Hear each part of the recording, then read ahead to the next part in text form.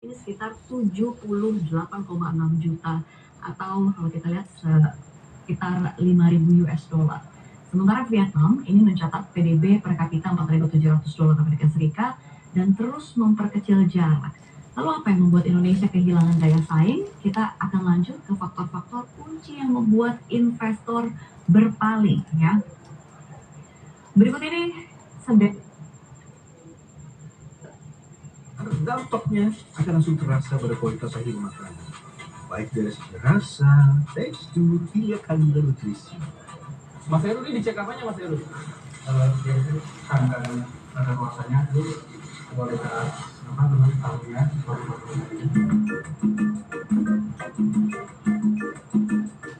Pagi ini Aroma Khas mulai memenuhi dapur produksi di Kembangan, Jakarta Barat, milik pengusaha yang telah 5 tahun berkarya di industri makanan beku. Kembali ke dapur, ini bikin menu apa nih Pak? Sapi ala Jepang. Sapi ala Jepang. Wah, enak nih. Nah, gimana caranya? Nah, ini dulu paling gampang sebenarnya satu porsi. Apa kita buka, bikin slice-nya, keluarin di kemasan. Oh, udah di defrost ini? Udah, posisi udah cair. Posisi udah cair. Nah, ini daging apa nih Pak?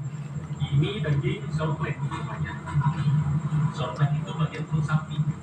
Beberapa menu sedang dalam proses persiapan. Salah satu yang paling menggugah selera adalah sapi ala Jepang, primadona yang selalu dinanti pelanggan. Dan ini adalah ciri-ciri daging sapi yang masih segar.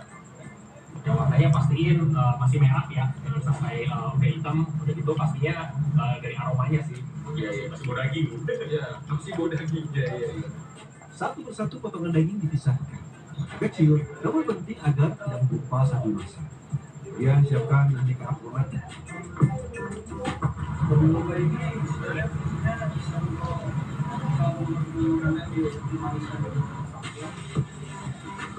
Proses memasak dimulai dengan cepat dan efisien. Tujuannya adalah menghindari tekstur daging yang terlalu matang atau kurang matang. Masak hingga daging setengah matang. Kalau bawang putihnya datang apa? Jadi kalau untuk masakan Japanese itu bawang putihnya itu kita pengen harus beda apa Chinese food yang misalnya bawang putihnya pengennya sampai matang sebelum saus. Jadi kita pengennya manis sebelum saus. Sekejap aroma gurih mulai menyeruak dari wajan panas. Yang Kalau tadi mau lupa itu, ya supaya mau empuk dan masih ada crunchy. Oh iya iya iya iya. jika daging hampir matang sempurna, aneka bumbu yang telah dipersiapkan sebelumnya mulai dimasukkan. Ini kunci rasa gurih manis yang jadi ciri khas menu andalan ini. Berarti ini bisa pakai kita masin biasa yang rumahan loh, yang Indonesia atau nggak bisa tuh gimana sebenarnya? Nggak bisa kan? Kalau untuk makan Japanese ini harus kita pakai Japanese sauce. Kita bikin jadi kayak itu saus. Dan warna karamelisasi dan aroma yang semakin menggoda menandakan sapi ala Jepang sudah matang. Matang, selesai. Saya perjalanan jauh dari kata selesai karena nggak buku-buku ini ya. Sebelum dikemas, pastikan rasa sudah lezat sempurna. Gimana? Wah, dan manisnya dalam itu adalah udah ada di bawahnya ada ranking-rankingnya di bawahnya. Sambil menunggu sapi ala Jepang mencapai suhu yang tepat untuk dikemas, kita tidak membuang waktu. Langsung ke menu kedua, brokoli tofu dengan sentuhan daging sapi giling yang gurih dan nikmat. Untuk brokoli, perhatian khusus diberikan pada batangnya. Bagian yang berwarna putih dan cenderung keras dipisahkan, menyisakan kuntum hijau segar yang siap diolah. Ya, mixnya sama bawahnya. Kalau dia yang warnanya putih ini nih, ini pahit. Ya, baru. Kalau yang hijaunya, nanti kita coba. Cuci brokoli dengan air garam. Lalu rendam sebentar dalam air garam. Ini kenapa harus direbus sama air garam ini sih? Ya, itu keluar dari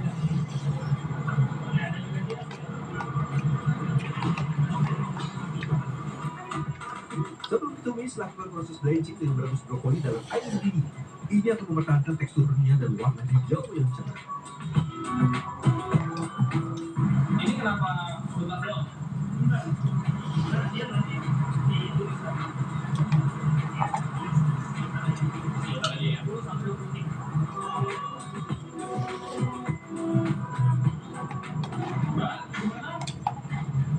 Di mana isinya? Di sini.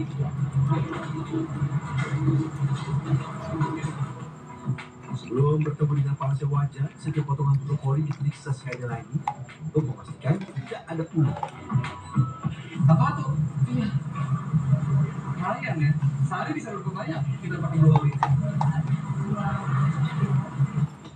Siapkan juga bumbu aromatik lainnya. Santannya dia set daging ini daging kurung ya ampun ini nggak pasang dagingnya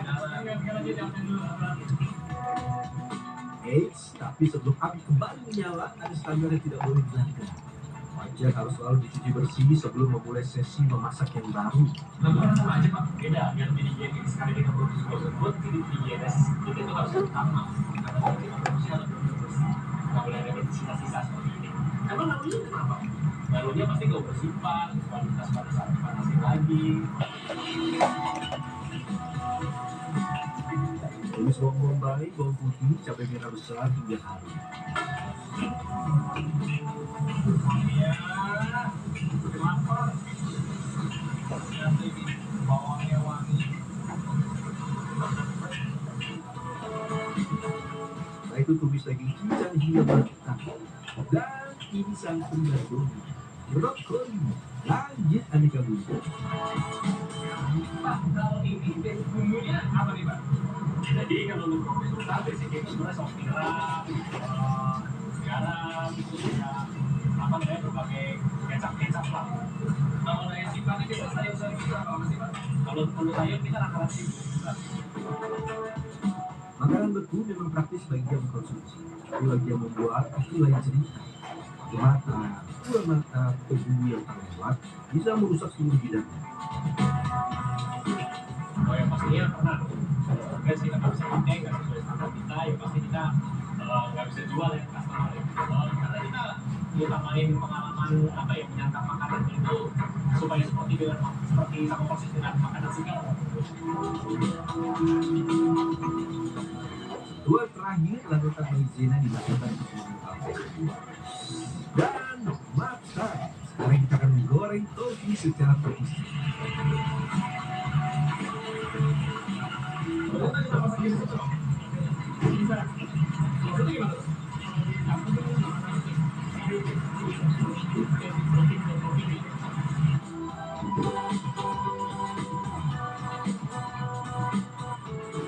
Sebelum dikemas, kita koreksi rasa. Kita coba dulu ya dari masakan nasi. Bukan untuk satu batch gagal. Oke, langsung 2, 3. Ya oke, ini tekstur yang kita tahu. Setiap porsi makanan beku siap saji akan melalui proses pengemas. Tujuannya, pastikan konsumen mendapat jumlah yang sesuai, yaitu antara 80 hingga 120 gram per kemasan. QC-nya itu kalau misalnya dari atas tuh mungkin masih ada yang silingannya kurang rapat atau misalkan masih ada rongga-rongga udaranya. Kan kalau misalkan kita cekin si brokolinya ini mungkin masih ada yang kurang seger yang lewat dari QC atas. Bagi bagian dari standar kualitas, proses vacuum seal tidak boleh terlewatkan. Yang menghilangkan udara dari kemasan, makanan beku terlindungi dari kontaminasi, bertambah rasa, dan memiliki daya tahan yang lebih lama. Proses vacuum seal tidak dilakukan hanya sekali, melainkan 2 kali. Dan sesegera mungkin makanan yang telah dikemas harus langsung masuk dalam proses pembekuan. Sebenarnya kalau pas sudah matang itu kita secepat-cepatnya didiamkan itu kemas vakum habis itu ya kita lakukan penandaan di sini menurut apa dicapai expired date habis itu langsung cepat-cepat dibuka makin cepat makin baik. Jangan sampai proses pembekuan terlambat.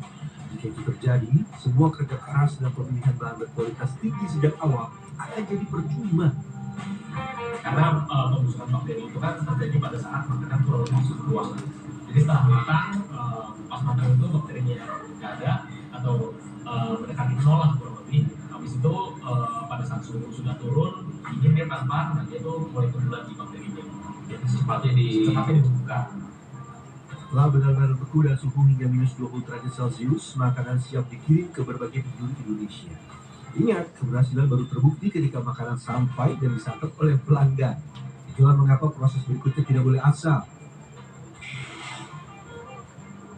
Pengiriman harus dilengkapi alat tambahan seperti styrofoam, cooler bag, hingga ice pack.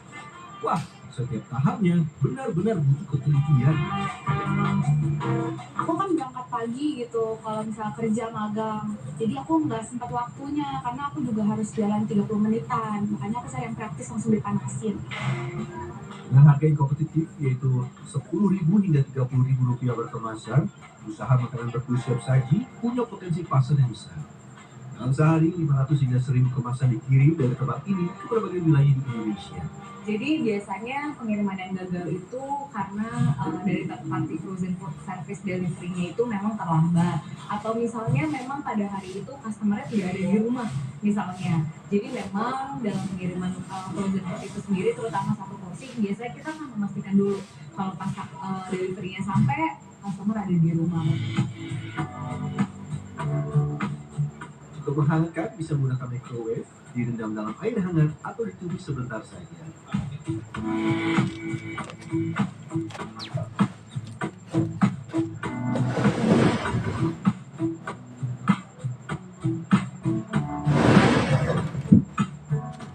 Kalau untuk sayurnya, dia itu memang tidak seperti banget yang kalau kita fresh langsung makan, tapi ini buat saya pribadi 80% masih ada garing-garingnya, masih ada kriuk-kriuknya.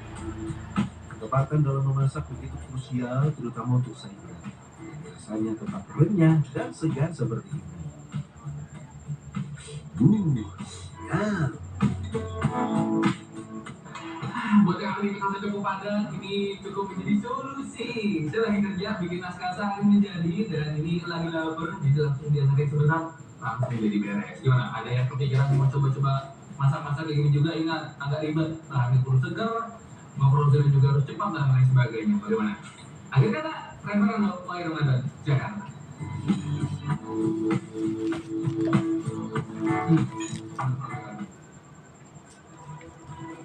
Jikalau memang berniat puluhan tahun menabung demi naik haji, itulah yang dilakukan sepasang suami itu penjual nasi uduk. Akhirnya naik haji setelah menabung 25 tahun lamanya. Kisahnya ada di redaksi Al-Quran sesaat ini.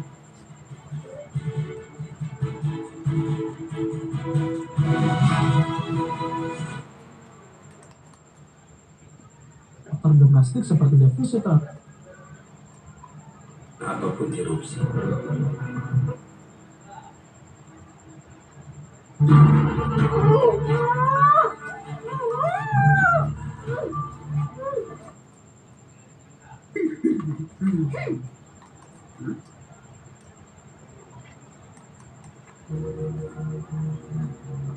The Golden State Warriors star wrote his name into the NBA.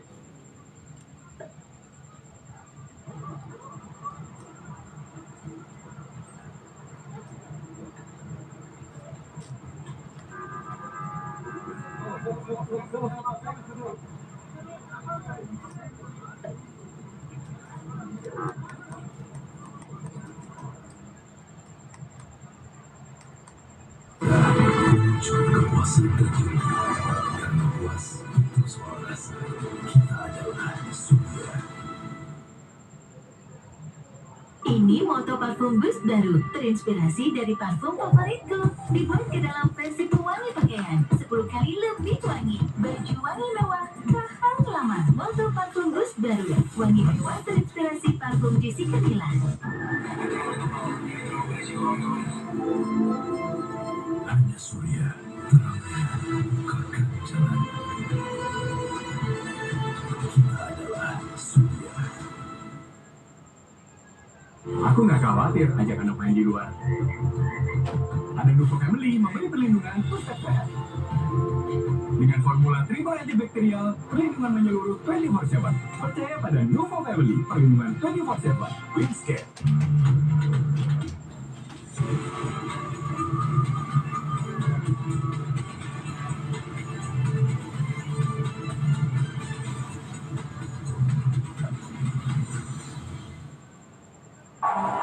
Mau tampil sakit kepala? Pilih Bodrek. Bodrek bisa diminum sebelum makan. Sakit kepala, 5 oke-nya Bodrek cepat redakan sakit kepala ala banget.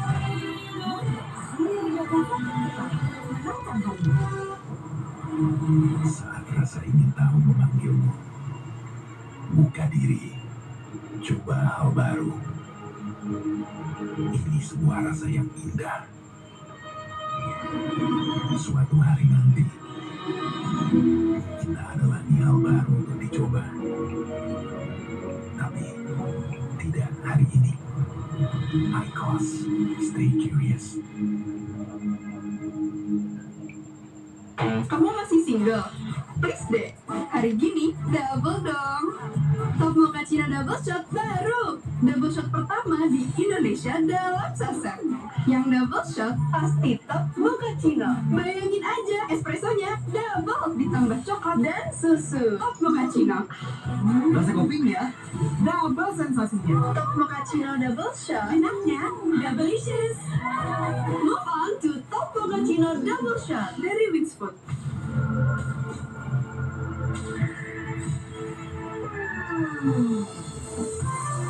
Lebih dari yang dibayangkan. Baru Alseta. Do you have any idea how stupid you sound? I mean, what up? You lost my husband and you're like, can you please help us find him? You received a phone call today from your attorney. Stop! Halus, lembut, dan wangi dengan Get Perfume Beauty Glamour Passion Flower, rahasia kulit cantik perempuan Indonesia. Wingscare.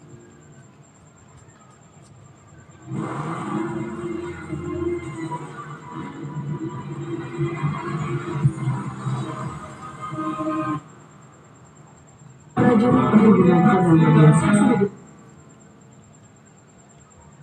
Apa yang lo tuh? domba warisan keluarganya untuk kota Pojok.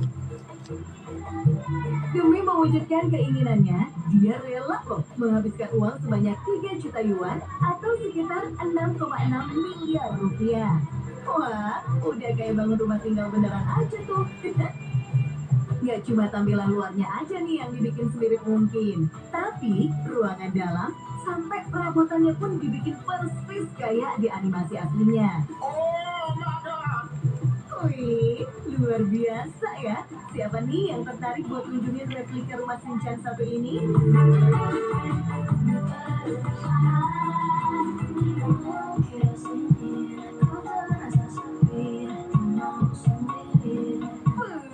Pasti pada ngiler kan lihat durian-durian montok kayak gini?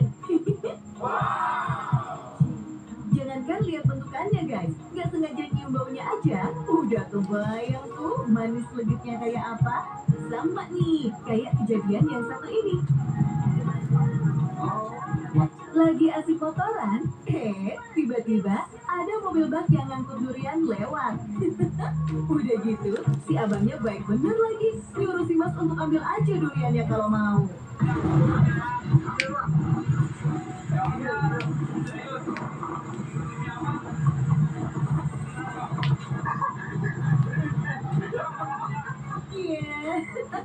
Asik, rezeki anak soleh ya bang. Pulang-pulang pesta durian nih. Buat abang duriannya, semoga dagangannya laris manis ya bang.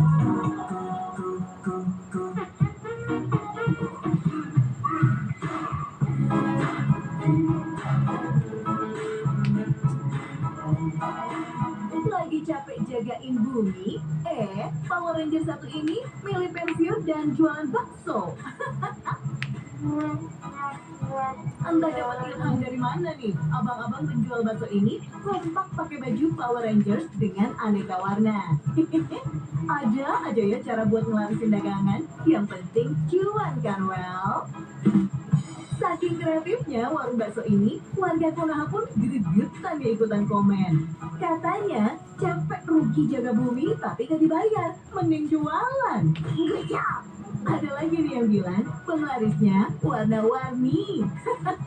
Sampai ada yang nanya, misal ada monster nih, terus lagi banyak pengunjung, kira-kira mereka milih yang mana ya?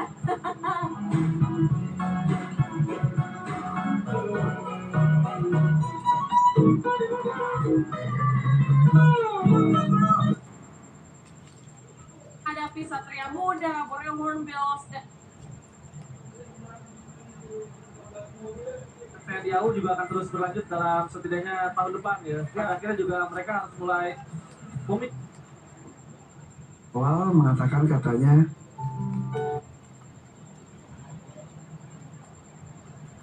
Assalamualaikum warahmatullahi wabarakatuh. Nah, Bu, saya lihat ini ngemper seperti ini, Bu. Apa memang sehari-hari belajar seperti ini? Beberapa tahun Firly berjanji segera melakukan kajian terhadap data dari BPS tersebut. Ia mengaku baru menerima laporan detail dari BPS per tanggal 6 Mei 2025. Dirinya juga ingin menyandingkan data pengangguran dari BPS dengan data kesempatan kerja yang tersedia. Bahwa pengangguran itu ada ya, pengangguran itu nanti kita harus lihat berapa penjumlah penambahan pengangguran dibandingkan dengan kesempatan kerja ya. Kami baru besok bertemu dengan The schoolyard is the only playground in the nation. Pilihan bagi bangsa Indonesia kalau bahasa Indonesia. Nggak kebesaran tuh. Iya. Pertama.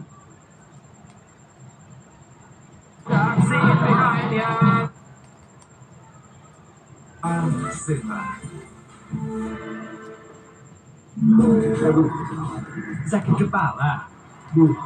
Sakit punggung. Saat ini korban masih tidak berdaya. Lebih lengkap dan pasti berasa gitu loh. Nah, untuk treatment kedua,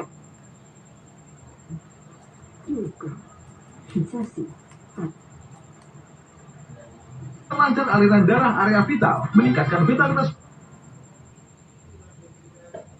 Tiba masuk ke dalam toko perhiasan di India mengejutkan para pengunjung dan staf toko di dalamnya. Bingung oleh cahaya terang dan pantulan cahaya di lantai, rusa itu terlihat berjalan tak stabil. Setelah beberapa menit yang menegangkan, karyawan toko membiarkan rusa menemukan jalan keluarnya. Insiden yang terjadi pada 2 Mei lalu diyakini Departemen Kehutanan setempat akibat banyak satwa liar yang keluar dari hutan untuk mencari makan. Tumpang tindihnya daerah perkotaan dan habitat satwa liar juga menjadi sorotan.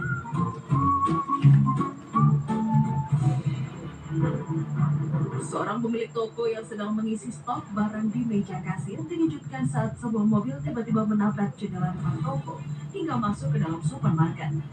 Mobil tersebut dikendarai seorang perempuan bersama 2 penumpang remaja. Akibat insiden ini, rak dan jendela toko yang berada di Ashford dan Selandia Baru hancur. Sang pemilik toko berhasil selamat namun mengalami cedera lutut. Pada 3 Mei, 2 hari setelah kejadian, pemilik toko mengumumkan tokonya kembali dibuka. Jalan-jalan tidak akan lengkap rasanya jika belum berburu oleh-oleh untuk Handai Tiongkok. Jika Anda berkunjung ke Beijing, Tiongkok, ada pusat oleh-oleh untuk wisatawan dengan banyak stand makanan berlogo halal.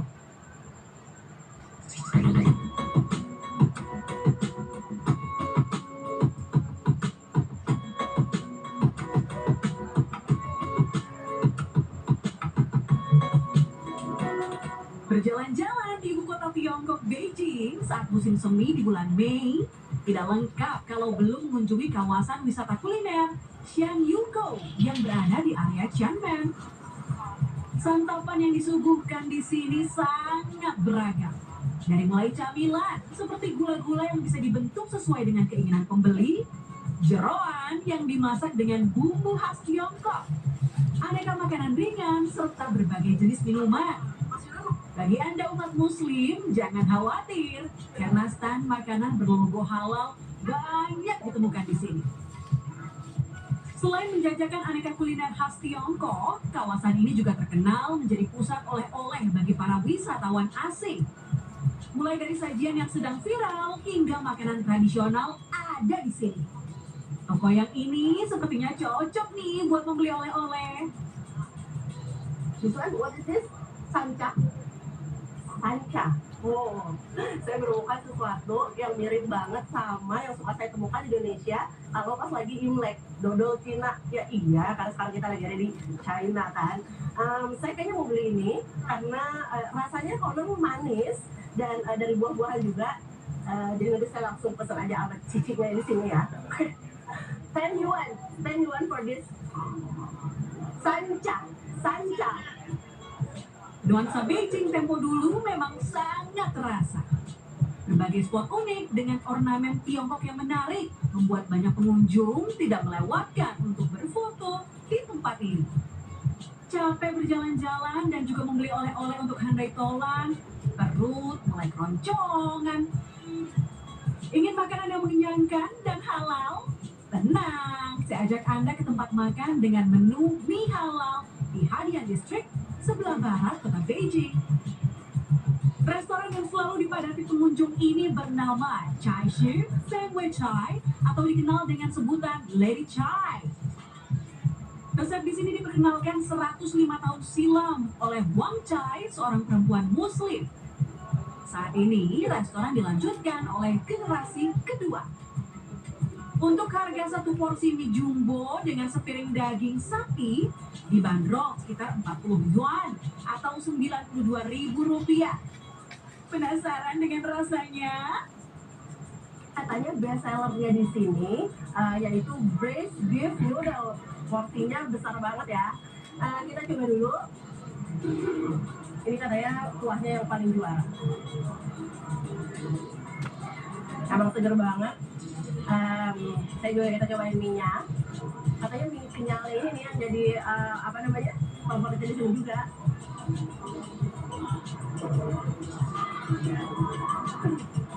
Kalau gitu saya mau ngabisin ini dulu. Saya juga udah lapar banget setelah tadi seharian.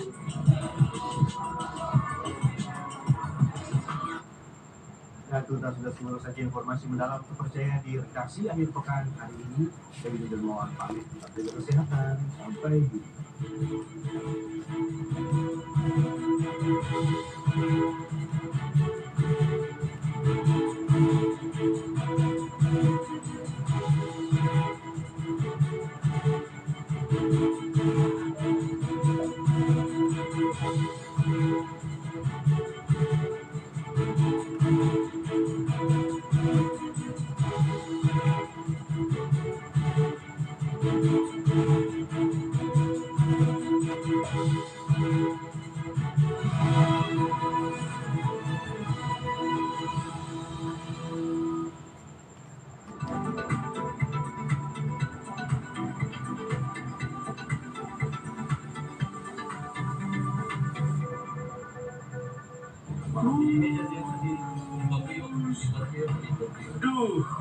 mantap.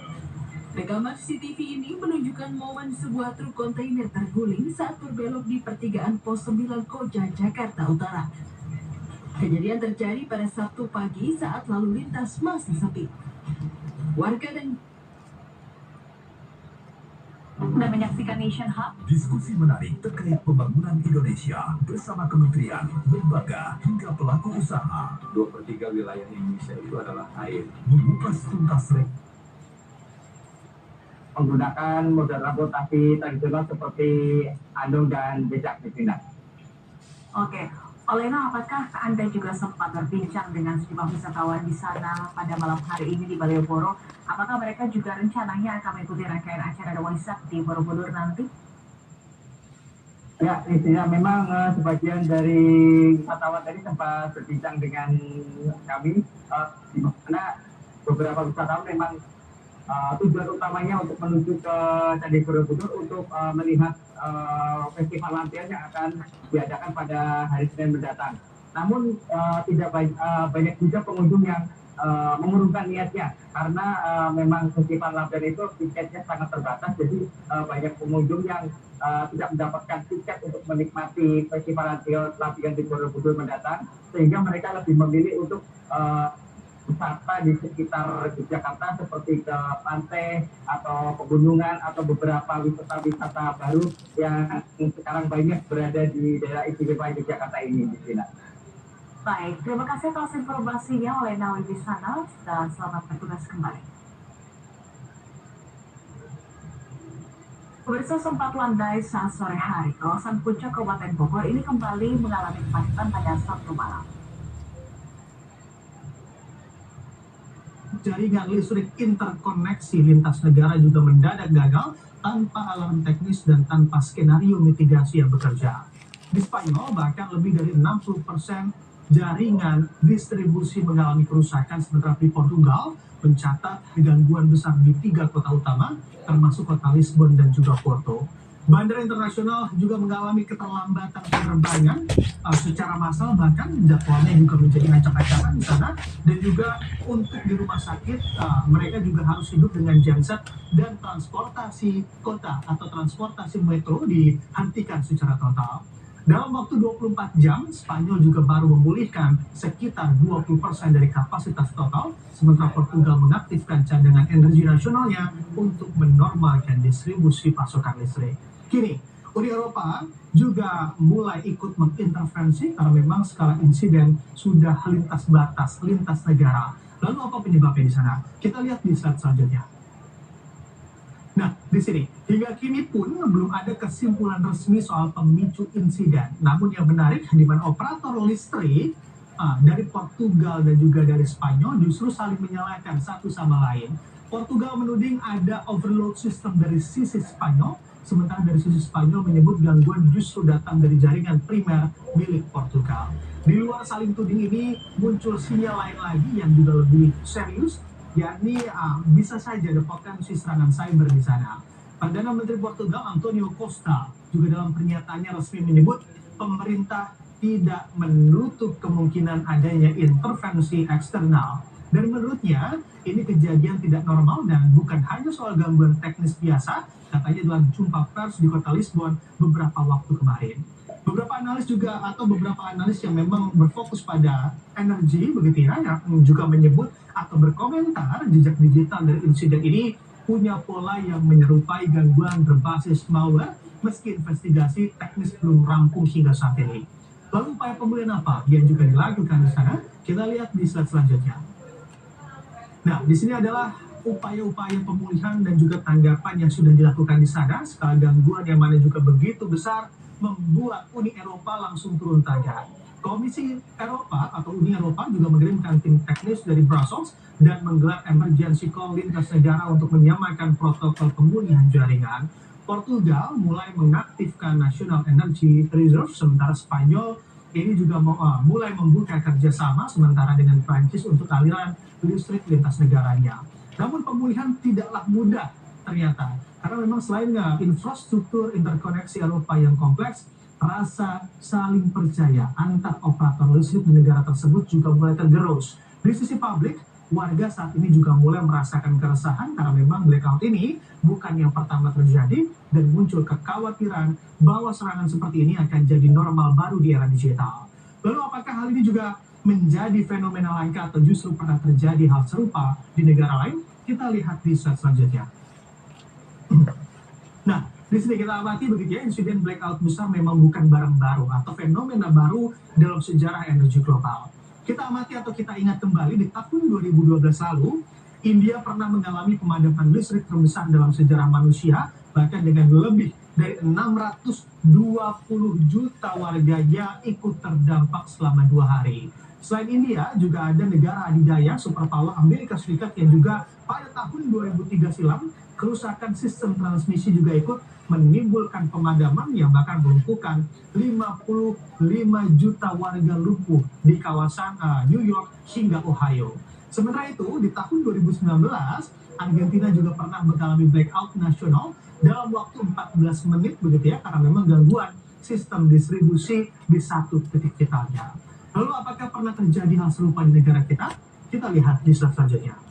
Nah, di sini kita amati begitu ya, di negara kita pun ternyata juga pernah terjadi, bahkan memang Indonesia, kalau kita ingat begitu di bulan Agustus 2019 silam, blackout massal juga pernah terjadi akibat gangguan sutet 500 kV di Ungaran hingga Pemalang, sampai juga atau sempat melumpuhkan aktivitas DKI pada waktu itu, ekonomi Jakarta dan juga sekitarnya, bahkan hingga 8 jam lebih listrik padam pada waktu itu. Akibatnya, seluruh pembangkit di sisi tengah dan barat Jawa juga mengalami gangguan. Aliran listrik kemudian padam di wilayah Jabodetabek dan juga sekitarnya, sebagian Jawa Barat dan juga Jawa Tengah. Selain itu, pemadaman listrik di wilayah lainnya termasuk Jawa Barat disebabkan karena memang gangguan transmisi sutet 500 kV ini.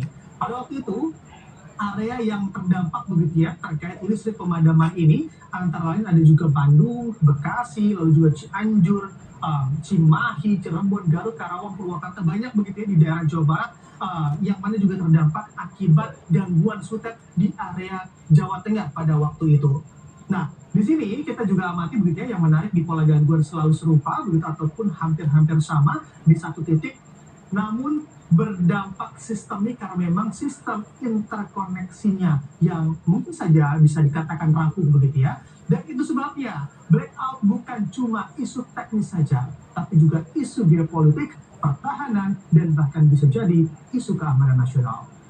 Ya, pada akhirnya blackout di Eropa kali ini adalah alarm keras bukan cuma untuk Portugal dan juga Spanyol, tapi juga untuk seluruh dunia yang bergantung pada jaringan listrik lintas batas. Karena ketika listrik padam, yang lumpuh bukan hanya lampu dan juga AC di rumah Anda, tapi juga komunikasi, transportasi, pelayanan publik, bahkan kepercayaan antar negara. Di era digital seperti yang kita alami hari ini, serangan terhadap infrastruktur energi bukan lagi soal kemungkinan, tapi soal kesiapan dan juga ketahanan. Dan mungkin pertanyaan terbesarnya bukan lagi apa penyebab padamnya listrik di Eropa, tapi justru siapa yang paling diuntungkan saat gelap menguasai dunia.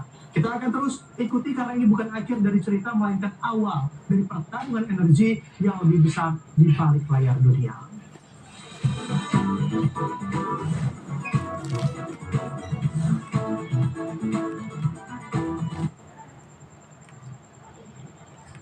Aksi pengiriman paket akhirnya terbongkar. Polisi kemudian memburu tersangka dan menangkapnya di Barak Tambunan, Belawan.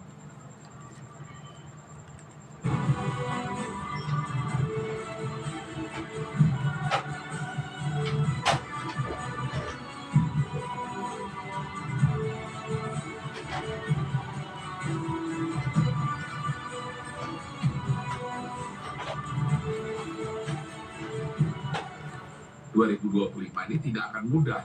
Ya, karena dari awalnya sendiri sudah ada tendensi menurun pertumbuhan globalnya, ditambah dengan kemungkinan policy yang proteksionis dari Amerika Serikat, ditambah dengan tentunya rivalry atau persaingan nama Amerika dengan China, ditambah juga dengan beberapa insiden yang geopolitik. Barangkali itu yang membuat atau dirangkum sebagai kesimpulan 2025 ini akan sangat menantang, ya. Sehingga wajar kalau sebetulnya ada yang mengatakan wah ini benar-benar gelap, ya, karena belum kelihatan di mana sinar terangnya yang bisa muncul, karena belum ada memang.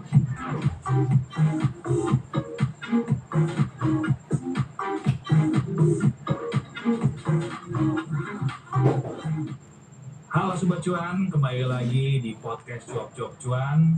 Kali ini kita ada di segmen Koneksi Konten Ekonomi Seksi. Masih bersama saya Wahyu Daniel atau dipanggil WD, pemimpin redaksi CNBC Indonesia. Saya sudah ditemani oleh redaktur pelaksana makro ekonomi dan moneter Michael Jeffriando yang selalu setia menemani di podcast Cuap-Cuap Cuan ini. Kali ini kita sudah kedatangan tamu yang tidak asing di dunia ekonomi, yang sudah malang bintang di dunia ekonomi Indonesia, pernah menjadi Menteri Keuangan, pernah menjadi apa lagi? Kepala Bappenas ya, pernah. Wakil Menteri Keuangan juga pernah. Menristek. Dan sekarang beliau adalah penasehat ekonomi dan pembangunan nasional Presiden Prabowo Subianto. Jadi masih baru banget nih, kita perkenalkan langsung Pak Bambang Brojonegoro. Halo Pak, apa kabar Pak? Alhamdulillah sehat. Terima kasih ya Pak sudah hadir Pak. Tanpa banyak basa-basi nih Pak, saya langsung tanya Pak. Banyak yang bilang kondisi ekonomi berat, kondisi global gelap ya Mike. Terus Mulani ngomong kayak gitu, bukan gelap sih, dia pikir menantang dan sangat challenging. Demikian juga Pak Prabowo ya, Pak Prabowo bilang perang di mana-mana dan ini bisa meletus kapan saja, kita harus dari posisi yang benar. Dan Pak SBY Susilo Yudhoyono waktu acara CNBC World 2024 bilang kondisi global yang mereka khususnya karena Trump dan Surya itu rumit dan ruwet dan sulit. Nah, menurut Pak Bambang gimana sih Pak tantangan ekonomi kita ke depan Pak? Ya, kebetulan waktu di bulan Oktober ya, di tengah acara World Bank IMF Annual Meeting, Chief Economist-nya World Bank dan juga dari pihak IMF menegaskan kepada semua peserta ya, peserta kan kebanyakan adalah menteri keuangan dari berbagai negara, bahwa yang mereka anggap sudah pasti global economy itu akan down. Ya, bahasa singkatnya itu. Artinya tadi ada bicara mengenai gelap. Berarti dari sisi global sendiri mereka melihat ekonomi global ini istilahnya belum punya prospek untuk tumbuh lebih tinggi daripada sebelumnya. Ya, kalau kita melihat level global growth sekarang yang sekitar 3%, ya mereka mengatakan ya paling banter hanya di sekitar 3% itu. Bahkan mereka khawatir bisa di bawah 3%. Ya. Dan tentunya ketika ekonomi itu cuma 3% tumbuhnya, ya artinya kita tidak bisa berharap banyak dari pertumbuhan ekonomi di negara-negara yang disebut sebagai emerging. Ya. Kenapa? Karena boleh dikatakan yang mendorong pertumbuhan ekonomi global adalah emerging market and developing economy. Ya, karena negara maju itu tumbuhnya di bawah 2%. Ya. Setelah emerging market ini yang tumbuhnya mendekati 5%. Sehingga kalau dibuat rata-rata ya 3% itu sebagai pertumbuhan global. Ya. Dan ditambah, itu kan kejadiannya Oktober sebelum pemilihan Presiden Amerika kan. Begitu ada pemilihan Presiden Amerika dan Donald Trump menang, dan bahkan sejak hari-hari awal sudah menekankan bagaimana kira-kira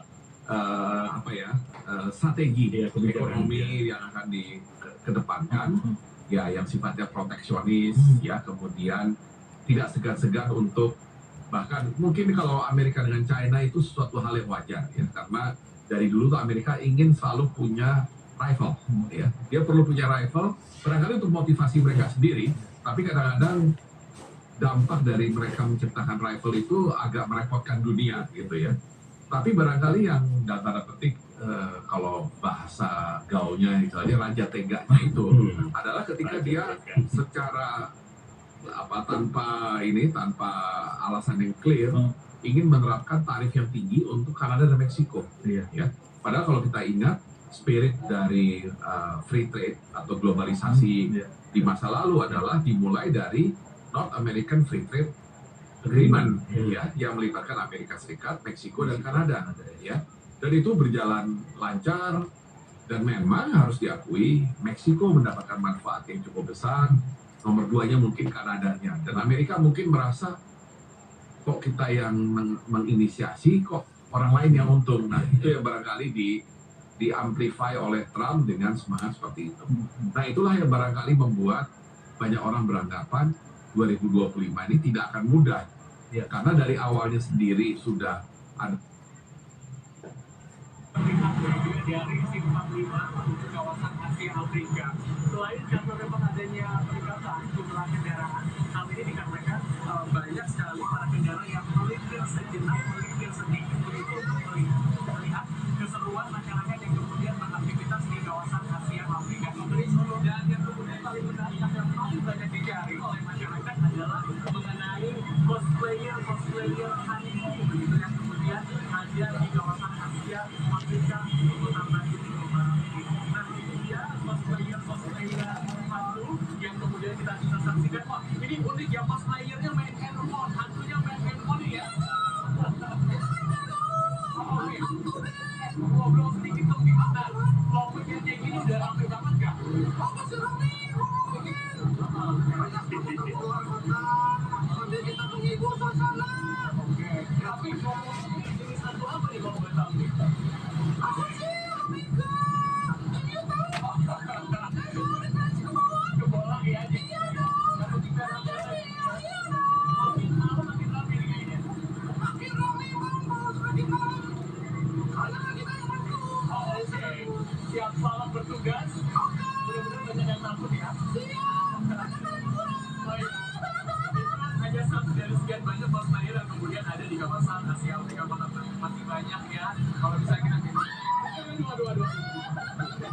Kalau ini mungkin Caca juga sudah sedikit banyak tahu siapakah sosok di balik wajah ini ya, hantu-hantu Eropa ini ya, alam dan sekitarnya. Nah itu hanya dua dari sekian banyak ya. Karena kalau kita bergeser ke arah sana ini sudah makin banyak banget untuk cosplayer tidak hanya hantu saja, tapi juga banyak hantu tokoh-tokoh Jepang yang kemudian menghiasi sepanjang jalur Asia Afrika ini. Kemudian bisa para masyarakat mulai menonton budaya sekitarnya. Nah, Caca kalau menanyakan datang jalan-jalan ke kawasan Asia Afrika pada siang hari. Ada yang menarik. Jadi sekarang di kawasan Asia Afrika itu tersedia jasa jasa penyewaan pakaian adat. Nah, ini bisa Caca coba untuk kemudian bisa menggunakan beragam jenis pakaian adat yang ada di Nusantara. Tadi siang saya sudah sempat coba ya menggunakan pakaian adat Jawa. Jadi kalau di Bandung kan memang sudah, tapi karena sudah terlalu sering mengenakan pakaian Sunda, jadi saya coba pakaian adat Jawa, berfoto bersama dengan latar gedung-gedung bersejarah yang ada di kawasan Asia Afrika. Prediksi semakin malam akan semakin ramai situasi arus lalu lintas dan juga kawasan Asia Afrika ini mengingat lombongan masih akan terjadi hingga beberapa hari ke depan. Jadi kalau Anda masih bingung kira-kira mau kemana, mungkin Bandung ini bisa menjadi pilihan alternatif ya untuk Anda menghabiskan akhir pekan libur panjang kali ini. Caca.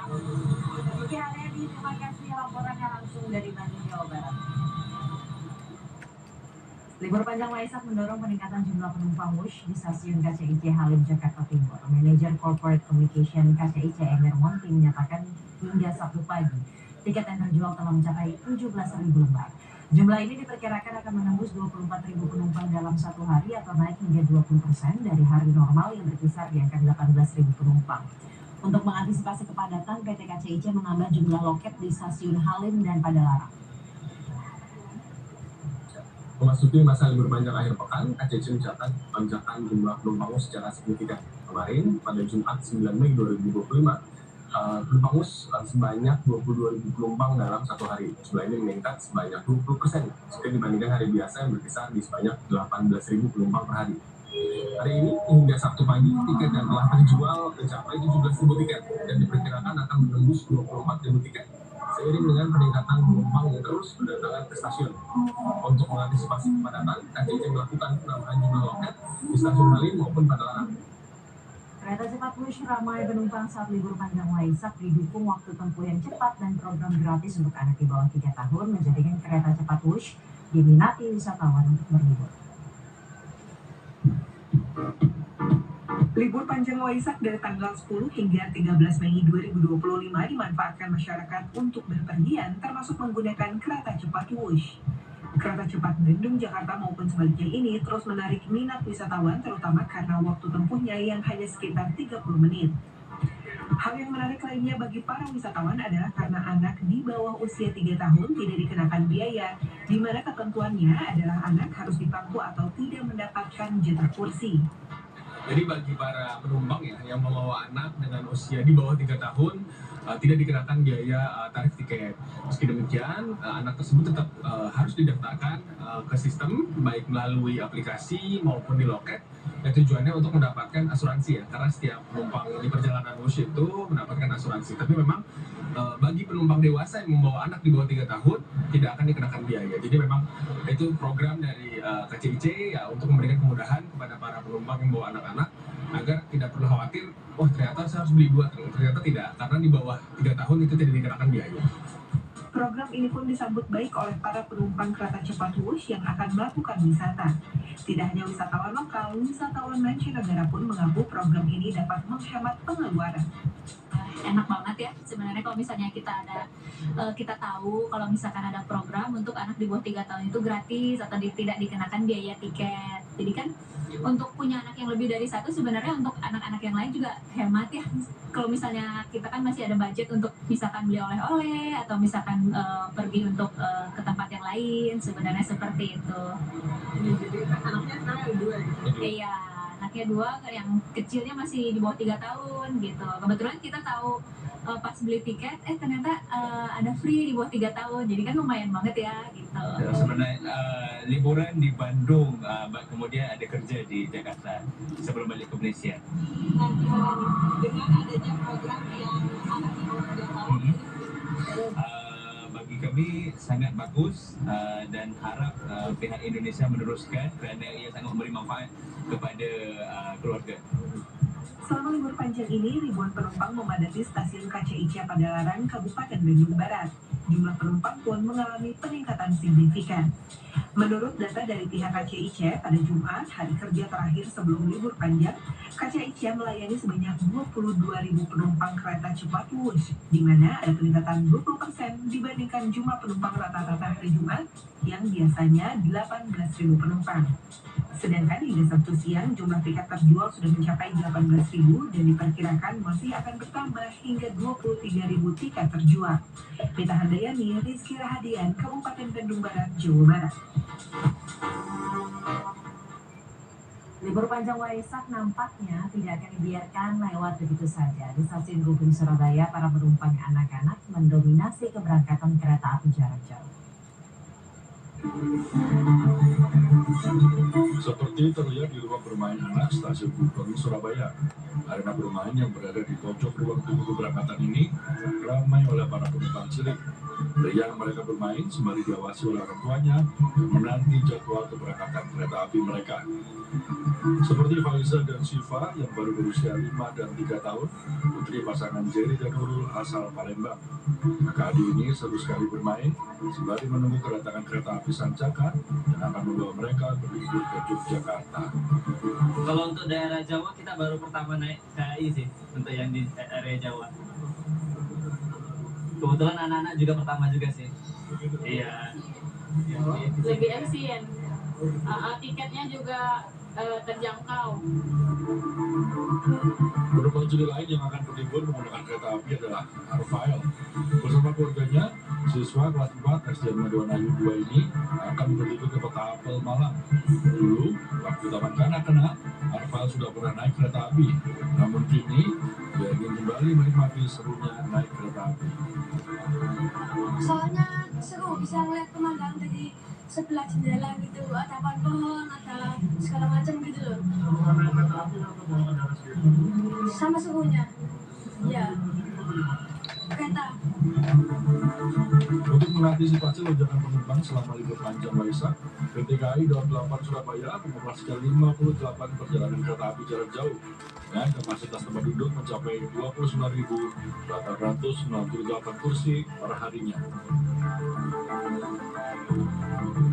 KAI Daob 8 Surabaya akan mengoperasikan 6 kereta api jarak jauh tambahan yang akan beroperasi mulai tanggal 8 hingga 14 Mei 2025. Selama masa tersebut, KAI Daob 8 Surabaya setiap harinya akan memberangkatkan 58 keberangkatan kereta api jarak jauh, terdiri dari 52 kereta api jarak jauh reguler dan juga 6 kereta api jarak jauh tambahan. PT KAI mengimbau agar para penumpang membeli tiket melalui kanal resmi serta hadir lebih awal di stasiun, apalagi bagi Anda yang membawa buah hati Anda untuk menikmati libur panjang Waisak. Raja Wicaksono, Andreas Wicaksono, Surabaya, Jawa Timur. Libur panjang Hari Raya Waisak di kawasan Puncak Bogor masih menjadi favorit wisatawan, terutama yang dari wilayah Jabodetabek. Sejumlah skema arus lalu lintas diberlakukan untuk mengurai kepadatan. Sementara itu arus kendaraan di Tol Cipularang dan Jakarta Cikampek terpantau padat pada Sabtu pagi.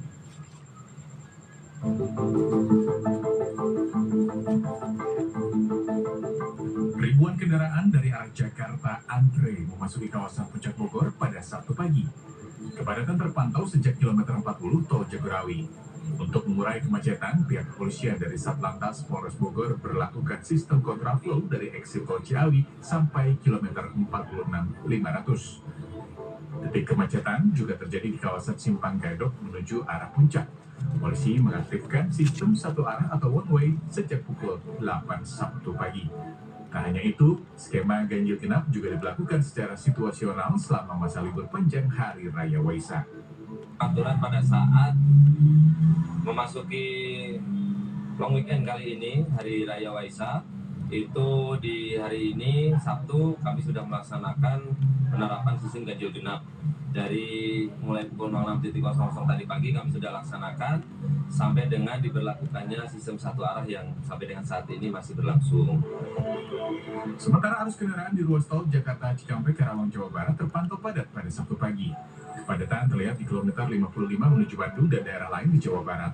Kendaraan hanya bisa melaju dengan kecepatan di bawah 20 km per jam. Jelang rest area kilometer 57, antrean panjang juga terlihat. Hingga Sabtu siang, petugas belum menerapkan sistem kontraflow. Adapun di ruas tol Cipularang, tepatnya di kilometer 79, wilayah Babakan Cikau, Purwakarta juga terpantau padat pada tadi pagi. Kepadatan semakin bertambah dengan banyaknya kendaraan bersumbu 3 yang melaju lambat.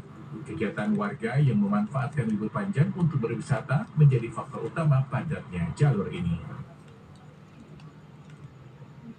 Tapi karena menjelang paling nggak untuk tahun ini, untuk triwulan 4, memang kita tertolong satu dengan pilkada, ya. Kedua ada Nataru, ya, Natal dan Tahun Baru. Nah barangkali itu menolong, tapi kan tentu kita tidak bisa berharap itu akan terjadi lagi di triwulan 1 di 2025, ya. Nah itu yang tentunya apalagi Pak Prabowo ini kan baru pemerintah, ya baru sebentar lah ya. Jadi tentunya beliau tidak ingin di triwulan 1 yang barangkali sepenuhnya sudah tanggung jawab beliau itu ada pertumbuhan ekonomi yang ya kurang menggembirakan, ya karena memang tidak ada event yang mungkin tertolong oleh inilah ya. Maret ada Ramadan. Ya barangkali itu menolong. Tapi maksud saya peralihan dari triwulan 4 ke triwulan 1 ini akan challenging karena sebenarnya daya beli melemah itu sudah terdeteksi. Gitu. Jadi poinnya di situ bahwa kita harus hati-hati dengan pelemahan atau apa ya istilahnya pelemahan pertumbuhan yang intinya pasti pelemahan pertumbuhan konsumsi gitu.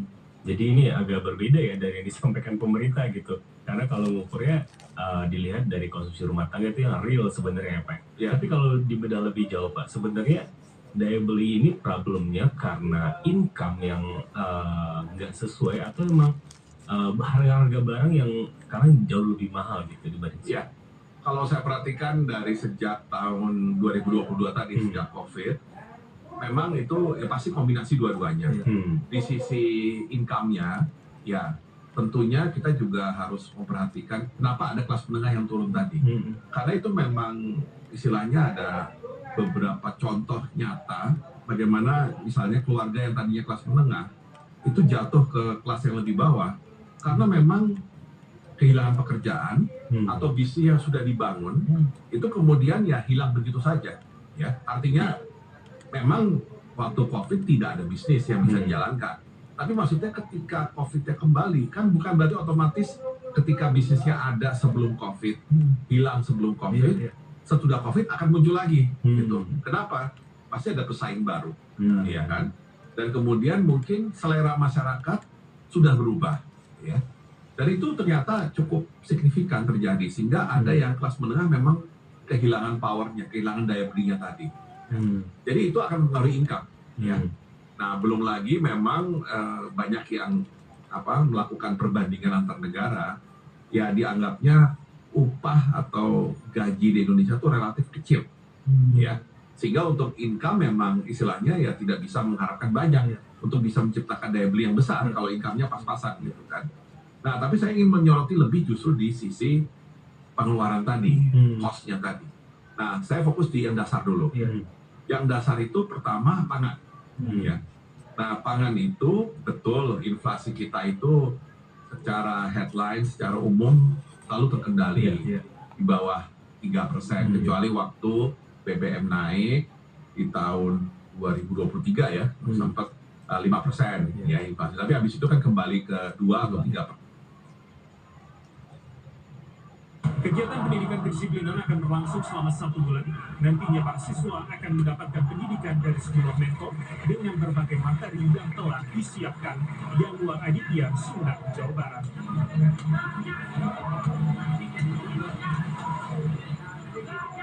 Sejak Senin yang lalu, ratusan siswa yang dianggap bermasalah di Jawa Barat telah dikirim ke barak militer untuk mendapatkan pendidikan kedisiplinan. Program yang menuai pro dan kontra di tengah masyarakat ini akan berlangsung selama 14 hari dengan kriteria siswa yang terlibat kenakalan seperti tawuran, balap liar, hingga kecanduan gadget. Lantas bagaimana evaluasi atas program kedisiplinan? Bergabung bersama kami Jajan Musfah, pengamat pendidikan UIN Syarif Hidayatullah Jakarta. Selamat malam Pak Jajan. Selamat malam Mbak Saja. Pak Jajan, anak-anak yang dianggap bermasalah dengan kriteria suka ikut tawuran, kemudian sering bermain gadget gitu ya. Terus tadi kalau disebutkan oleh Kang Deddy Mulyadi, biar mau olahraga karena anak-anak ini katanya tidak mau olahraga, kemudian dimasukkan ke barak militer 14 hari. Tepatkah? Oke, Mbak Saja, terima kasih. Sesungguhnya apa yang dilakukan oleh KDM ini mensimplifikasi persoalan utama anak-anak nakal tersebut atau anak-anak istimewa tersebut. Pertama, saya ingin menjelaskan bahwa masalah utamanya adalah kenapa anak-anak ini menjadi anak-anak yang nakal. Pertama tentu ada persoalan di keluarga. Inflasi tinggi negara maju itu terjadi 2022, right setelah COVID gitu ya. Artinya apa? Kebijakan tingkat bunga tinggi sudah mulai berlangsung sejak 2022. Implikasinya ke kita, rupiah sudah melemah sebenarnya sejak 2022. Jadi praktis banyak barang-barang yang kita beli yang masih mengandung konten impor atau barang impor sendiri, itu harganya naik, ya. Dan itu kadang-kadang bukan barang yang mewah atau barang yang jarang kita beli, itu mungkin barang yang menjadi konsumsi kita sehari-hari. Dan itu ikut mempengaruhi kenaikan harga itu sendiri dan ikut mempengaruhi daya beli.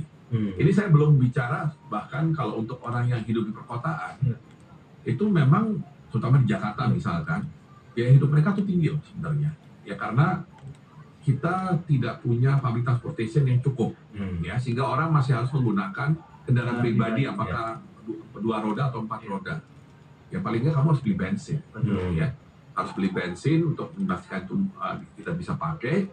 Kemudian yang kedua air, ya ini yang sering saya angkat dan orang kadang-kadang suka nggak mengerti. Kenapa? Ya kita lupa bahwa air yang kita dapatkan sehari-hari itu kategorinya hanya air bersih, ya baik itu dari sumur maupun dari pipa PDAM. Nah artinya apa? Kita nggak bisa langsung minum kan? Dan mungkin orang makin lama makin nggak berani justru hanya sekedar merebus dan meminumnya gitu. Akhirnya terpaksa kita beli air dalam galon atau air dalam botol, ya. Yang harganya ya mungkin kelihatannya murah, tapi kan kita belinya sering, ya dalam volume yang lumayan.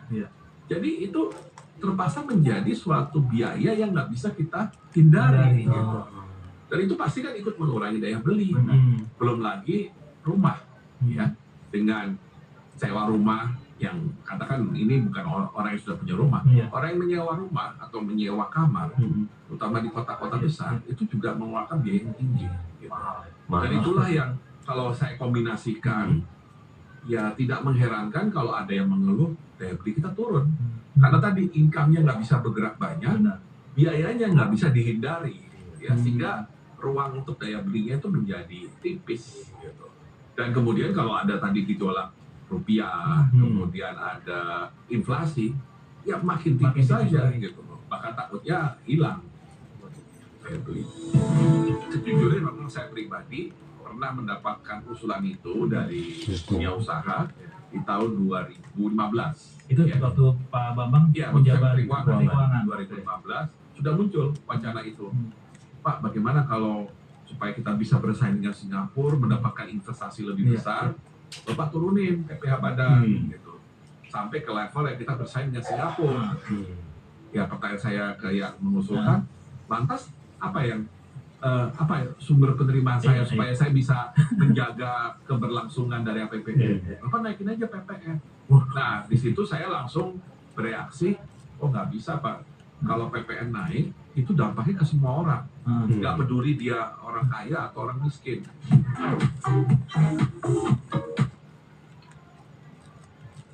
Apakah mereka tidak ikut ekstrakurikuler, tidak mengikuti kegiatan-kegiatan di luar jam belajar sehingga mereka tersalurkan minat dan bakat mereka? Nah, secara teoritis kalau anak-anak itu sibuk belajar, sibuk melakukan hal-hal yang sesuai hobi dan bakat mereka, maka mereka dipenuhi dengan kegiatan-kegiatan yang positif sehingga tidak melakukan hal, tidak terpengaruh dan tidak melakukan hal-hal yang kita sebut nakal tadi. Apakah itu jadi, persoalan? Ya, silakan Bapak. Ya. Silakan dilanjutkan. Saja. Jadi dalam hal ini penting untuk melihat secara holistik dalam aspek bahwa TNI dan Polri hanya mampu menyentuh katakanlah aspek fisik, ya tadi makan, disiplin. Juga menyita sepeda motor pelaku tawuran antar pelajar SMK. Dialog dengan pucuk pimpinan perusahaan dari sisi strategi dan fundamental. Sifat ini dan akan maka baru ini akan He was never satisfied. This was his work. The problem with me is I always think I should have done better. Grenade jog. And Makan noda berat, sekali kucek 2 kali bersih cepat, 5 kali lebih wangi. Ini motor parfum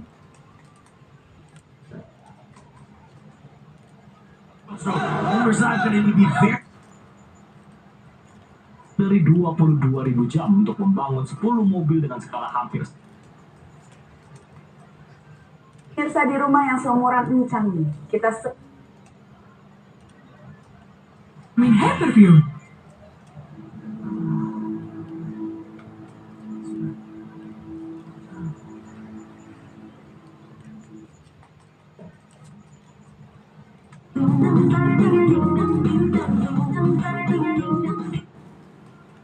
Kang warna-warni sampai tanaman lampu Bapak goyang Iko Arus.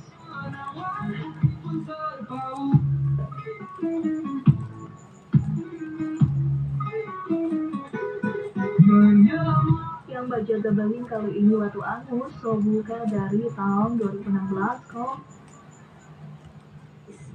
Pada momen ini, pilot sejatinya masih sadar dan sempat berkomunikasi dengan pusat operasi di darat dan menjelaskan masalah yang terjadi. Nanti saya kasih prosedurnya. Oke. Semua hal itu kan harus ada prosedur politiknya. Oke. Bagi Cina untuk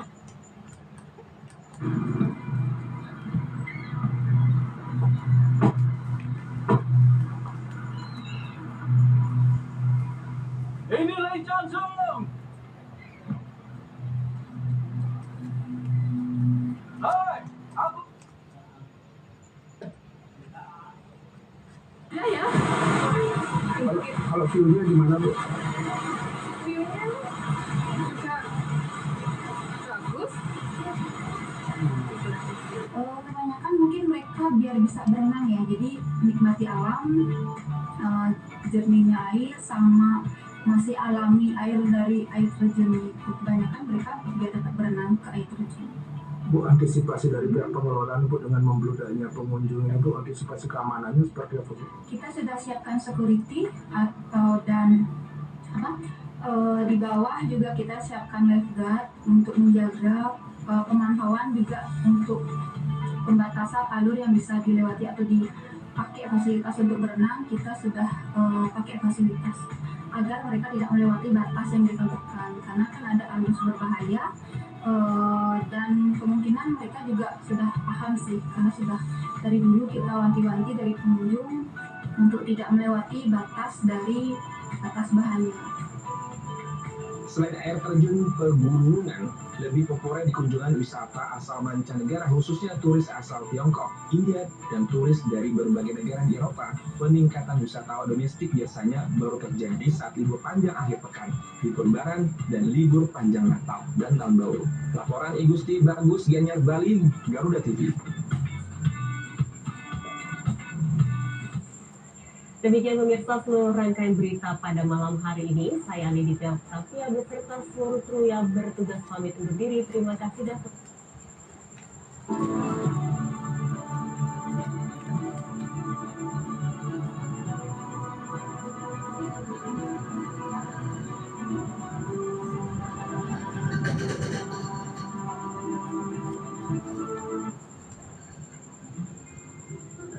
Mereka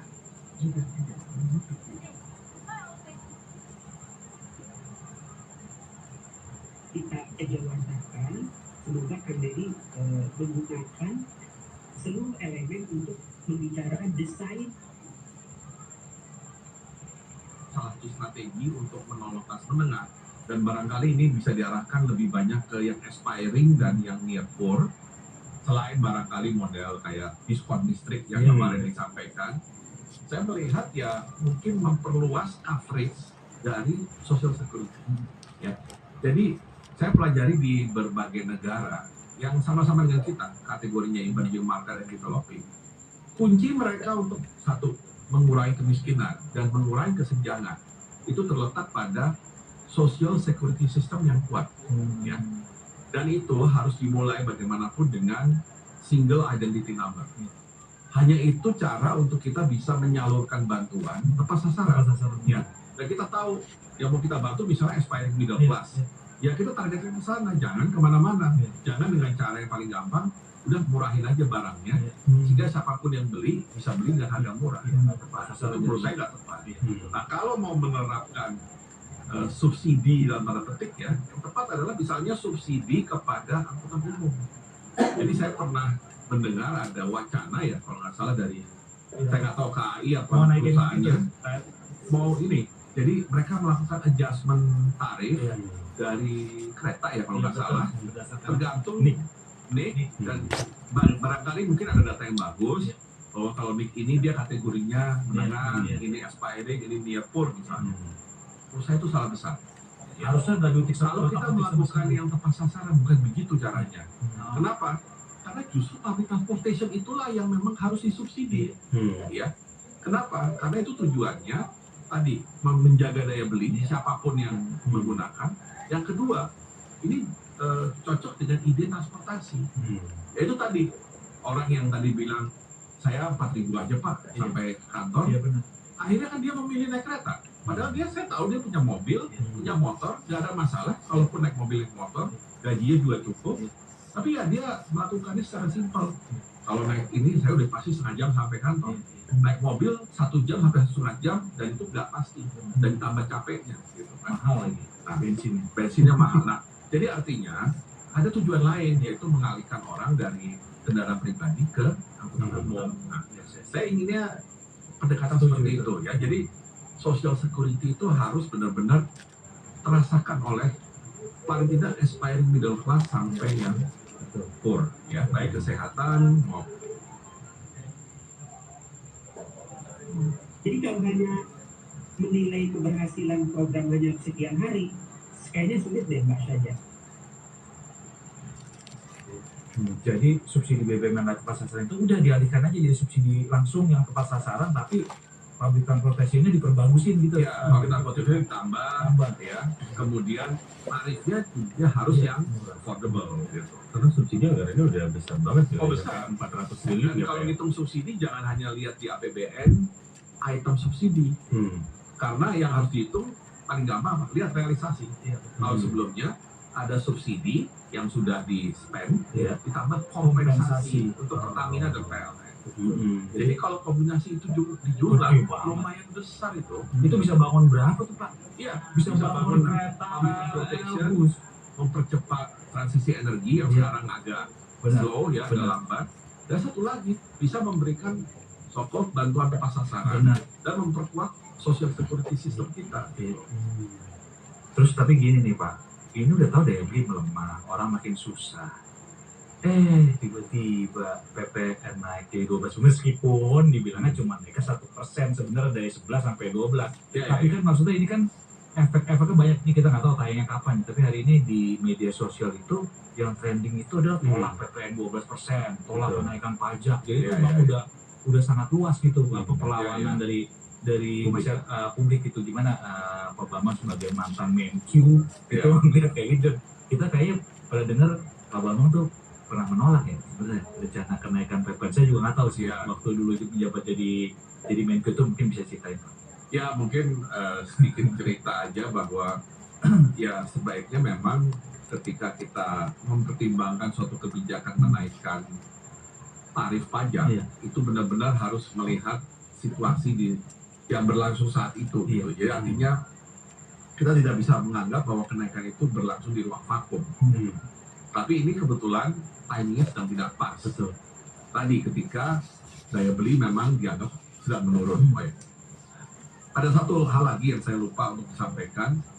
Ada satu survei yang dilakukan oleh Bank Mandiri sebenarnya, karena Mandiri punya Mandiri Institute yang cukup bagus ya. Nanti mereka melakukan penelitian cukup mendalam, ya tentunya untuk melihat bagaimana prospek kredit konsumsi kan misalnya. Itu terlihat pola belanja masyarakat, ya meskipun masih banyak yang ke supermarket, justru proporsinya bertambah. Jadi artinya yang ke supermarket dan ke restoran itu bertambah, tapi yang bagian-bagian lain menurun. Artinya apa? Itu yang sering disebutkan oleh ya rekan saya misalnya Habib Basri mengatakan pola konsumsi masyarakat mulai makin defensif. Defensif artinya apa? Kenapa dia lebih banyak supermarket? Karena ke supermarket itu kan kita beli kebutuhan pokok, ya, terutama terkait pangan kan. Nah kemudian tentunya pasti ada kebutuhan hiburan kan. Nah hiburan yang basic yang bisa dinikmati apa? Ya restoran itu, gitu loh. Nah jadi artinya pengeluaran barangkali kelihatannya masih bagus untuk supermarket dan restoran tadi, tapi itu mengurangi yang lain, ya sehingga kemudian ada yang komplain, daya beli turun. Kenapa? Karena dia bukan masuk yang di supermarket atau yang di restoran ini, gitu loh.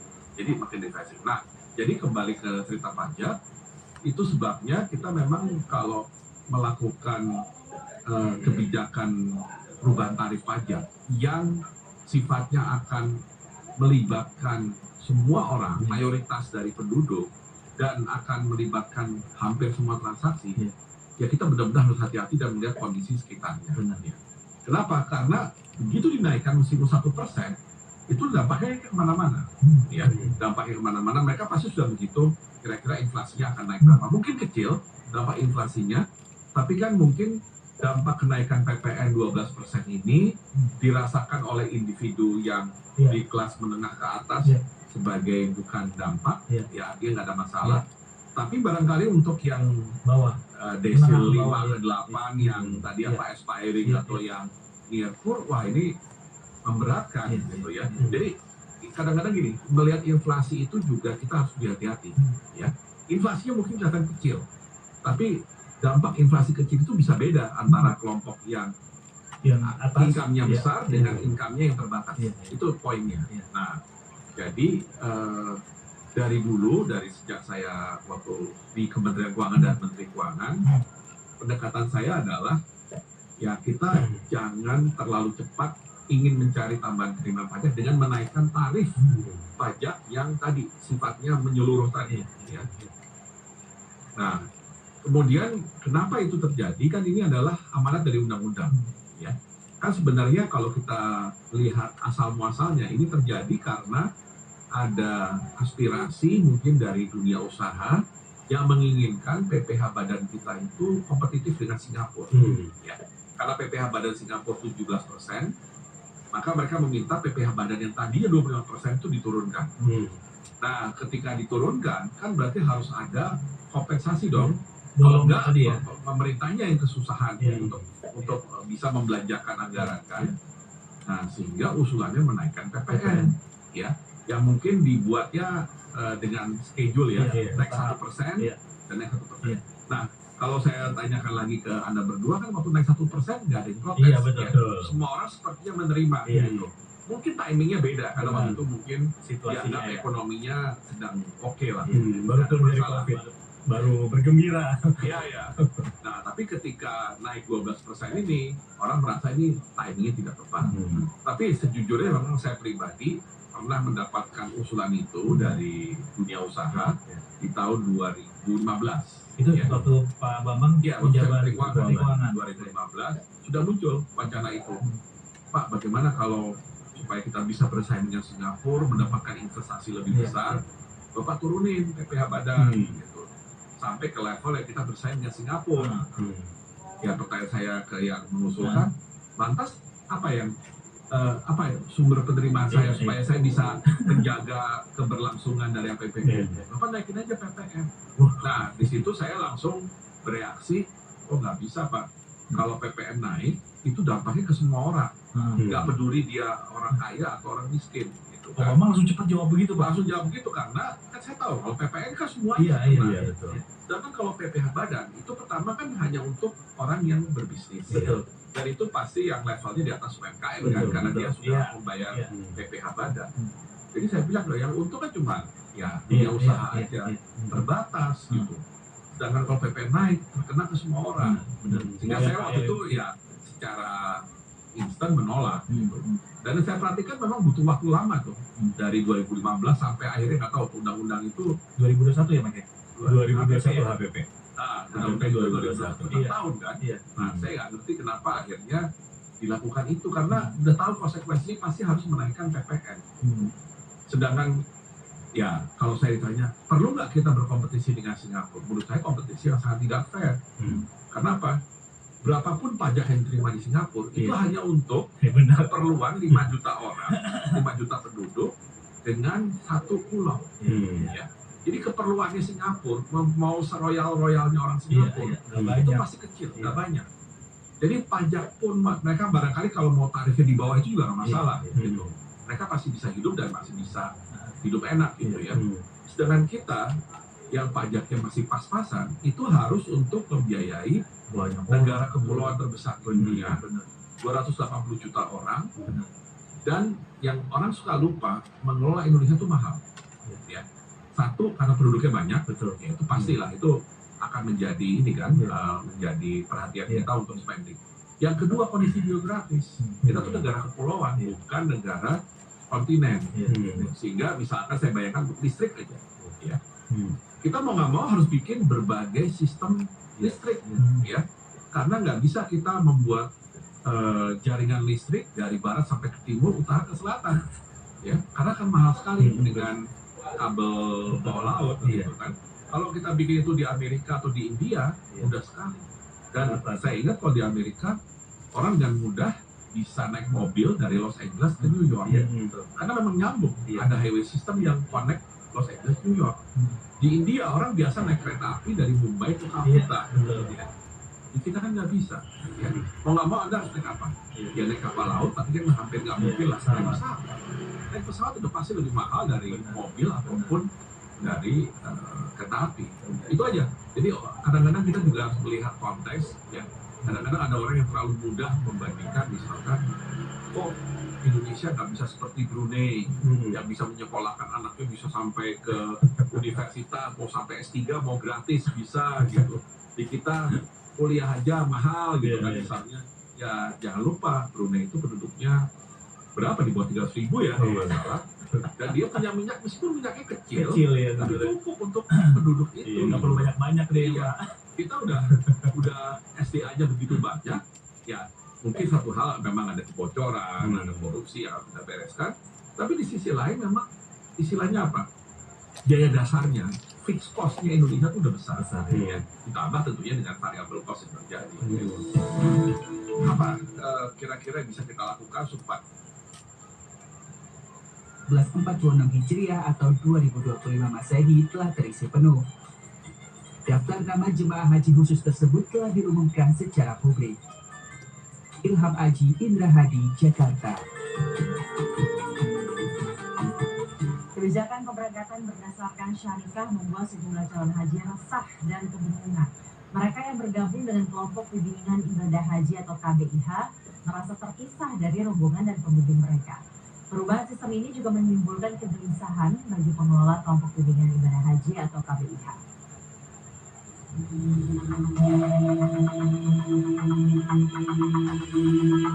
Suara kekhawatiran ini disampaikan oleh Sukmawati, salah satu calon haji dari KBIH Nurul Hayat Surabaya. Ia mengaku bingung setelah pengumuman perubahan kebijakan syarikah yang memecah jadwal kloter dan membuat jemaah tidak lagi berangkat dengan pembimbing maupun teman satu rombongan.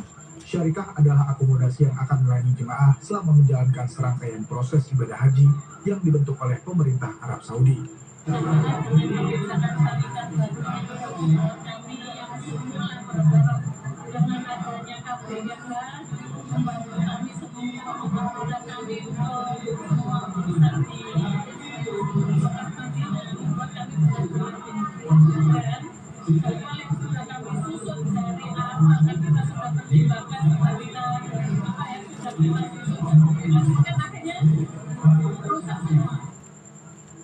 Sukmawati yang akan menunaikan ibadah haji untuk pertama kali, bimbingan dan kebersamaan rombongan menjadi hal yang penting.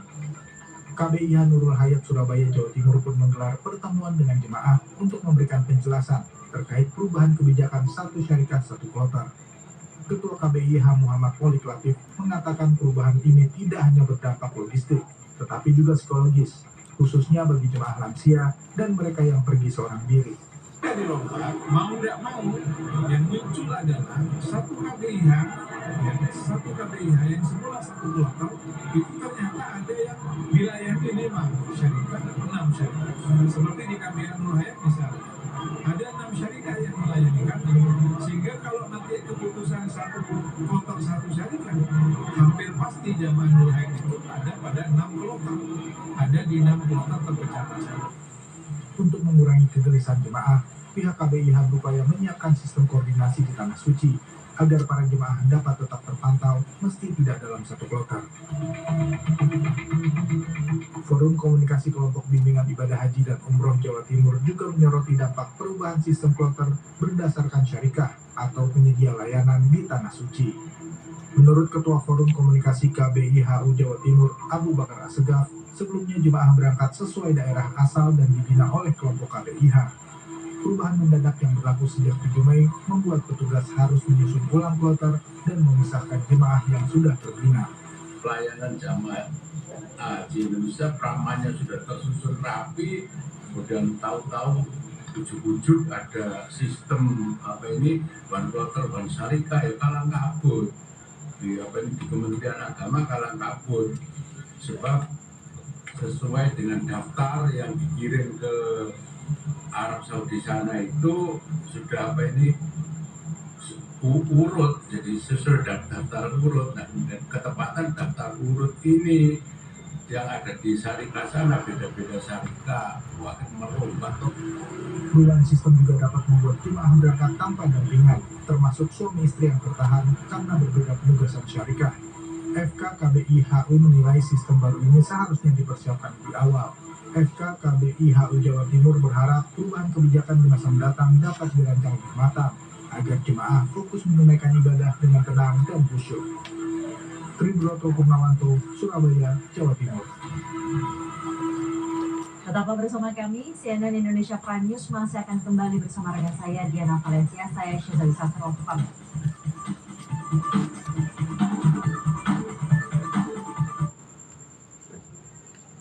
Dan segala macam. Menurut saya itu memang harus kombinasi. Jadi kalau saya perhatikan ujungnya memang adalah untuk menjaga sustainability dari APBN 2025. Tapi memang ya kalau kita bicarakan kenapa PPN naik, harusnya diskusi ini dilakukan ketika undang-undang HPP itu dibahas. Nah, itu harus ketika itu dibahas, harusnya ada yang mengkritisi ini kenapa PPh badan yang diturunkan, tapi PPN yang dinaikkan gitu. Kalau pandangan saya, kalaupun pengusaha ingin dapat insentif pajak, kita kan banyak pilihan insentif dari tax holiday, ada tax allowance, ada tax deduction.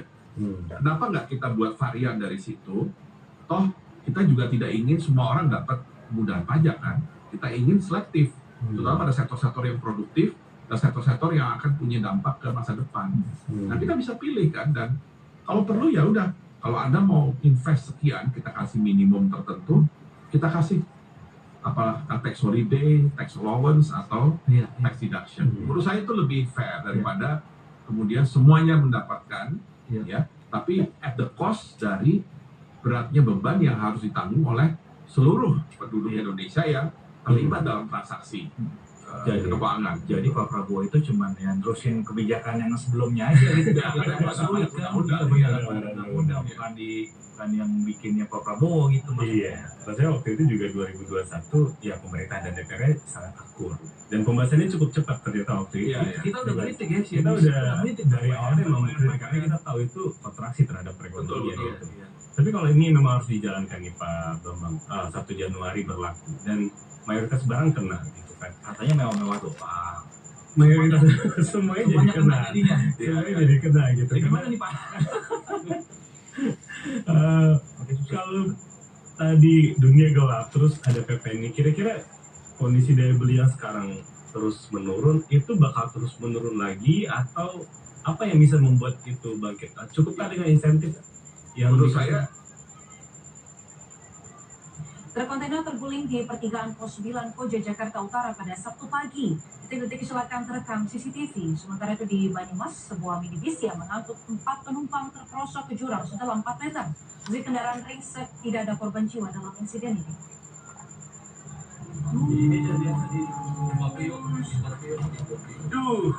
Mantap.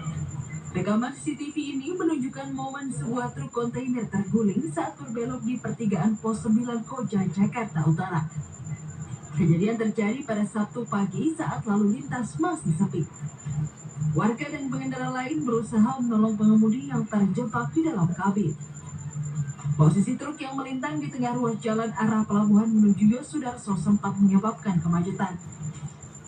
Truk diketahui baru keluar dari kawasan pelabuhan, namun saat berbelok di persimpangan, kendaraan diduga hilang kendali dan terguling.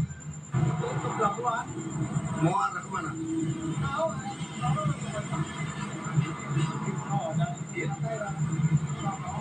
Lagi sepi atau lagi apa bang? Nah itu masih pagi. Nggak ada korban bang? Sopirnya selamat? Selamat, nggak apa-apa. Jadi pas belok gitu ya? Saat ini truk kontainer sudah dievakuasi dan arus lalu lintas telah kembali normal. Insiden ini tengah ditangani oleh unit Laka Lantas 1 Jakarta Utara.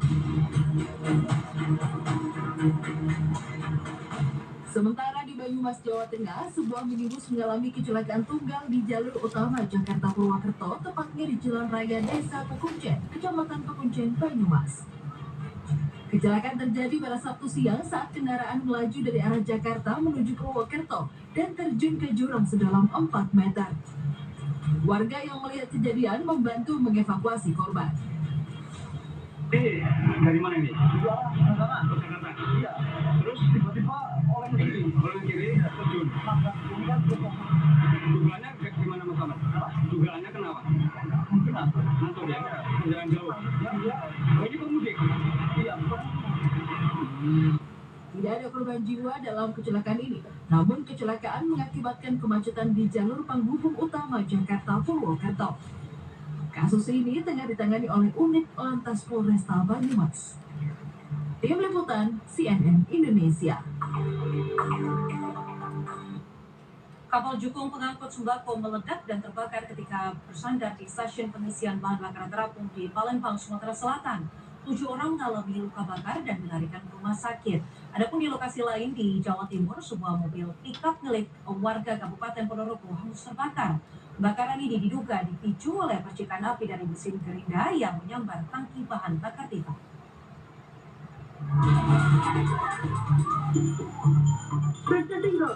Kamera milik warga merekam peristiwa sebuah mobil bak terbuka atau pick-up terbakar di Desa Pengkol, Kecamatan Kauman, Kabupaten Ponorogo pada Jumat siang.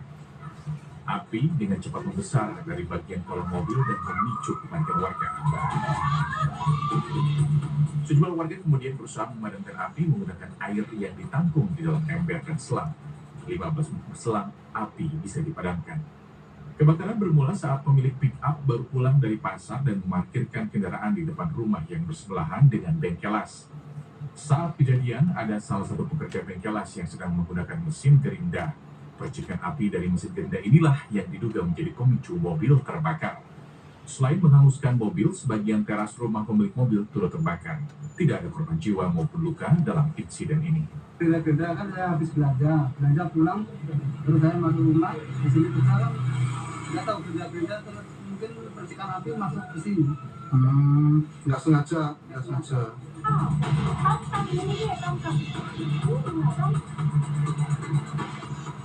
Sementara di Sumatera Selatan, kapal jukung MS Doa Ibu pengangkut sembako meledak dan terbakar saat bersandar di stasiun pengisian bahan bakar terapung di perairan Sungai Musi, Kelurahan 340, Kecamatan Seberang, Ulu 1, Kota Palembang pada Jumat sore. Kapal jukung tersebut kemudian hanyut sampai ke kawasan Kelurahan 1 Ilir. Insiden ini mengakibatkan 7 orang yang berada di dalam kapal mengalami luka bakar dan terlempar ke sungai. 4 korban dilarikan oleh warga ke Rumah Sakit Muhammadiyah Palembang, sedangkan sisanya dirawat di Rumah Sakit Aka Gani Palembang. Selain melukai awak kapal, peristiwa ini membuat sembako yang diangkut kapal tenggelam. Penyebab pasti meledaknya kapal Jukung masih didalami Direktorat Polisi Air dan Udara Polda Sumatera Selatan. Saat ini, kepolisian sedang berkoordinasi dengan pihak terkait untuk memindahkan muatan kapal Jukung yang masih bisa diselamatkan. Tim Liputan CNN Indonesia. Misteri pengirim mayat bayi lewat jasa pengiriman ojek online akhirnya terungkap. Tersangkanya adalah kakak dan adik kandung yang diduga melakukan hubungan incest. Sementara itu di Palangkaraya, warga digemparkan dengan menemukan seorang bayi di halaman gereja. Polisi menduga bayi tersebut sengaja dibuang orang tuanya.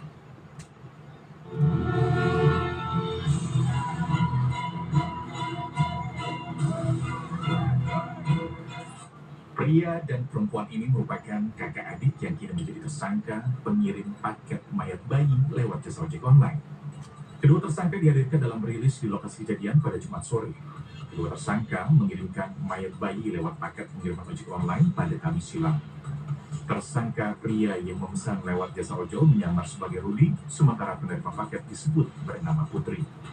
Aksi pengiriman paket akhirnya terbongkar. Polisi kemudian memburu tersangka dan menangkapnya di Barak Tambunan, Belawan, Medan pada Kamis malam.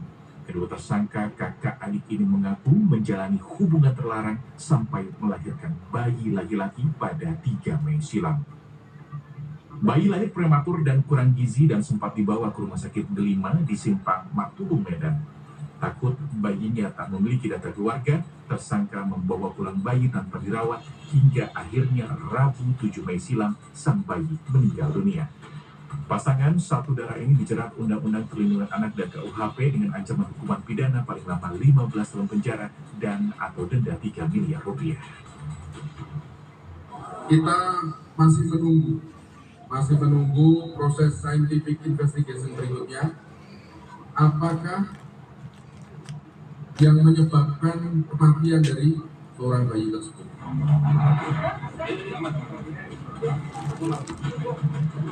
Video amatir warga merekam momen saat seorang bayi ditemukan di depan pintu gereja. Sebenarnya hanya bergantung kepada sekelompok perusahaan atau sekelompok individu. Nah itu nggak sehat gitu ya. Nah kemudian yang kedua, jadi pertama kita harus memperluas basis pajak. Apa yang bisa kita perbuat untuk memperluas basis pajak? Ya, salah satunya dengan memastikan tidak lagi terlalu banyak transaksi yang sifatnya dalam tanda petik ya informal, ilegal atau underground. Ya, artinya gini, informal itu bukan berarti kita menyalahkan UMKM, bukan. Ya, tapi memang banyak transaksi yang dilakukan tanpa melalui jalur yang istilah jalur formal, tidak kena pajak, tidak kena PPN misalkan. Dan akhirnya ya meskipun ekonominya bergerak karena transaksinya terjadi, tapi negara nggak dapat apa-apa. Itu yang menurut saya harus ditingkatkan untuk meningkatkan basis pajak. Yang kedua, bagaimanapun compliance, kepatuhan ya. Karena terus terang masih banyak trik-trik atau strategi untuk membayar pajak lebih kecil dari yang seharusnya. Ya. Ini yang menurut saya juga harus dibereskan, karena kadang-kadang tidak fair juga melihatnya. Ya, ada orang yang harusnya bisa bayar pajak lebih banyak, tapi dengan segala cara dia bisa membayar pajak lebih kecil. Dan itu yang rugi adalah negara. Ya. Ketiga tentunya bagaimana konteks international taxation. Ya, karena barangkali di kita ini transfer pricing itu terlalu mudah. Ya, transfer pricing itu artinya keuntungan yang harusnya terjadi di Indonesia dan menjadi objek pajak itu dia pindahkan ke negara lain. Ya, caranya simpel, misalnya dia punya aktivitas di Indonesia nih, misalnya di tambang atau di perkebunan. Nah, yang dia lakukan adalah hasil tambang atau perkebunannya itu dia ekspor ke perusahaan punya dia sendiri, tapi tidak di Indonesia. Ya, diekspor ke sana, baru dari sana diekspor ke berbagai negara di dunia. Diekspor dengan harga yang murah gitu Pak. Diekspor dari sini dengan harga murah, dengan biaya produksi yang seolah-olah tinggi, sehingga profitnya nggak rugi lah. Profitnya ada tapi kecil. Profitnya ada tapi kecil. ketika dia ekspor ke negara seberang tadi, ketika dia ekspor itu dengan harga normal, harga internasional, dan di situ kan cost-nya jadi murah. Apalagi banyak negara yang menawarkan tarif pajak yang lebih murah, sehingga akhirnya profit yang besar itu dia bayarkan untuk tarif pajak yang lebih Pak, bukannya itu udah biasa ya Pak? Saya sebagai wartawan, perusahaan-perusahaan itu punya istilah trading company Pak. Betul, di negara tetangga kita. Iya. Itu sebenarnya udah kasat mata aja Pak, kelihatan gitu. Iya. Itu bukan yang bisa tinggal diperiksa aja Pak satu-satu ya Pak? Ya, menurut saya harus diperkuat juga dari segi regulasinya, undang-undangnya, supaya transfer pricing tidak begitu saja mudah dilakukan. Karena terus terang waktu saya Menteri Keuangan saja, meskipun ya tidak lama ya, saya sudah menemukan cukup banyak PMA di FDI ya, PMA di Indonesia yang sudah beroperasi hampir 20 tahun, tapi nggak pernah bayar pajak PPh badan. Karena Pak, karena rugi terus. Usahanya apa tuh Pak? Banyak kan Pak? Ya, saya waktu itu nggak sampai ke bidang usaha ya, tapi fakta bahwa kok ada ya perusahaan yang bisa bertahan begitu lama, rugi terus. Ya. Kenapa dia nggak bubarin perusahaannya atau stop aja gitu? Ya berarti dia sudah untung.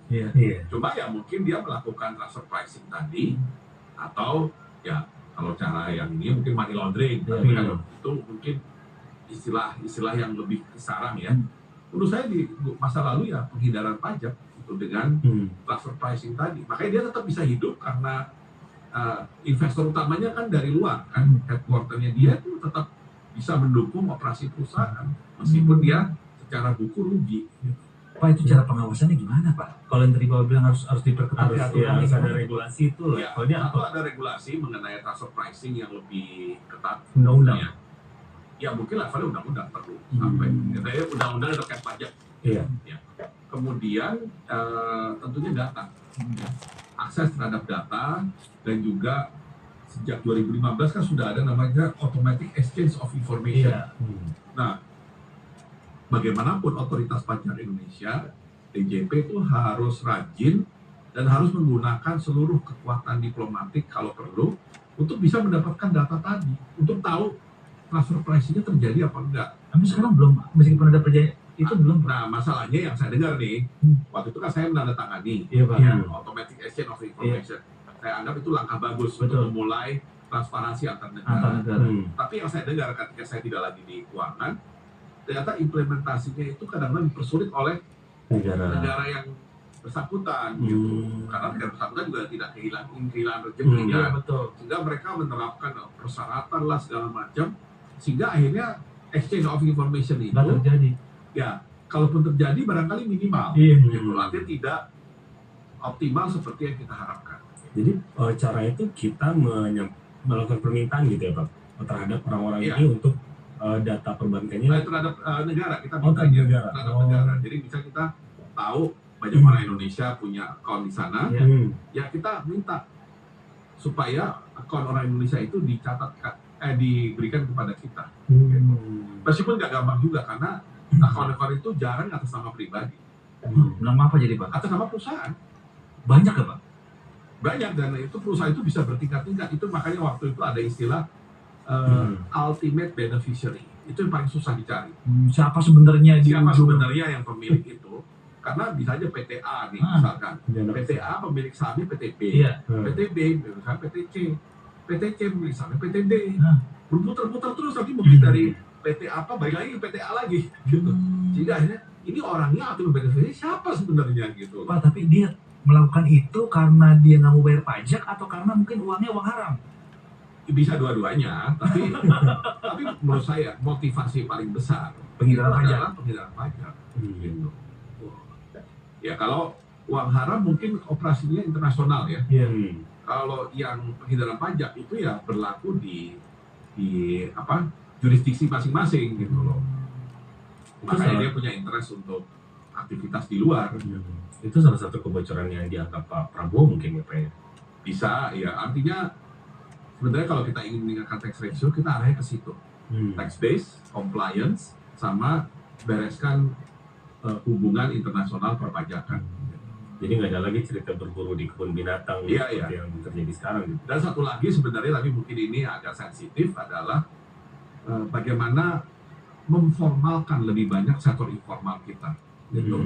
Ya, artinya harus didorong juga bahwa kalau Anda sudah di sektor informal bukan berarti Anda selamanya di situ, karena tugas pemerintah adalah meyakinkan, melakukan kampanye kepada sektor informal bahwa kalau kamu sudah bisa pindah ke formal, kamu tuh kondisinya akan lebih baik. Ya, pertama dari segi karyawannya pasti harus dibayar UMR, gitu kan. Kemudian kedua, kalau tidak hanya UMR pasti dapat jaminan kesehatan sama jaminan hari tua, gitu kan. Bagus kan untuk karyawannya, untuk perusahaannya, Anda bisa dapat financing dari perbankan, ya, karena Anda sudah dianggap bukan lagi perusahaan yang tidak punya kolateral, gitu.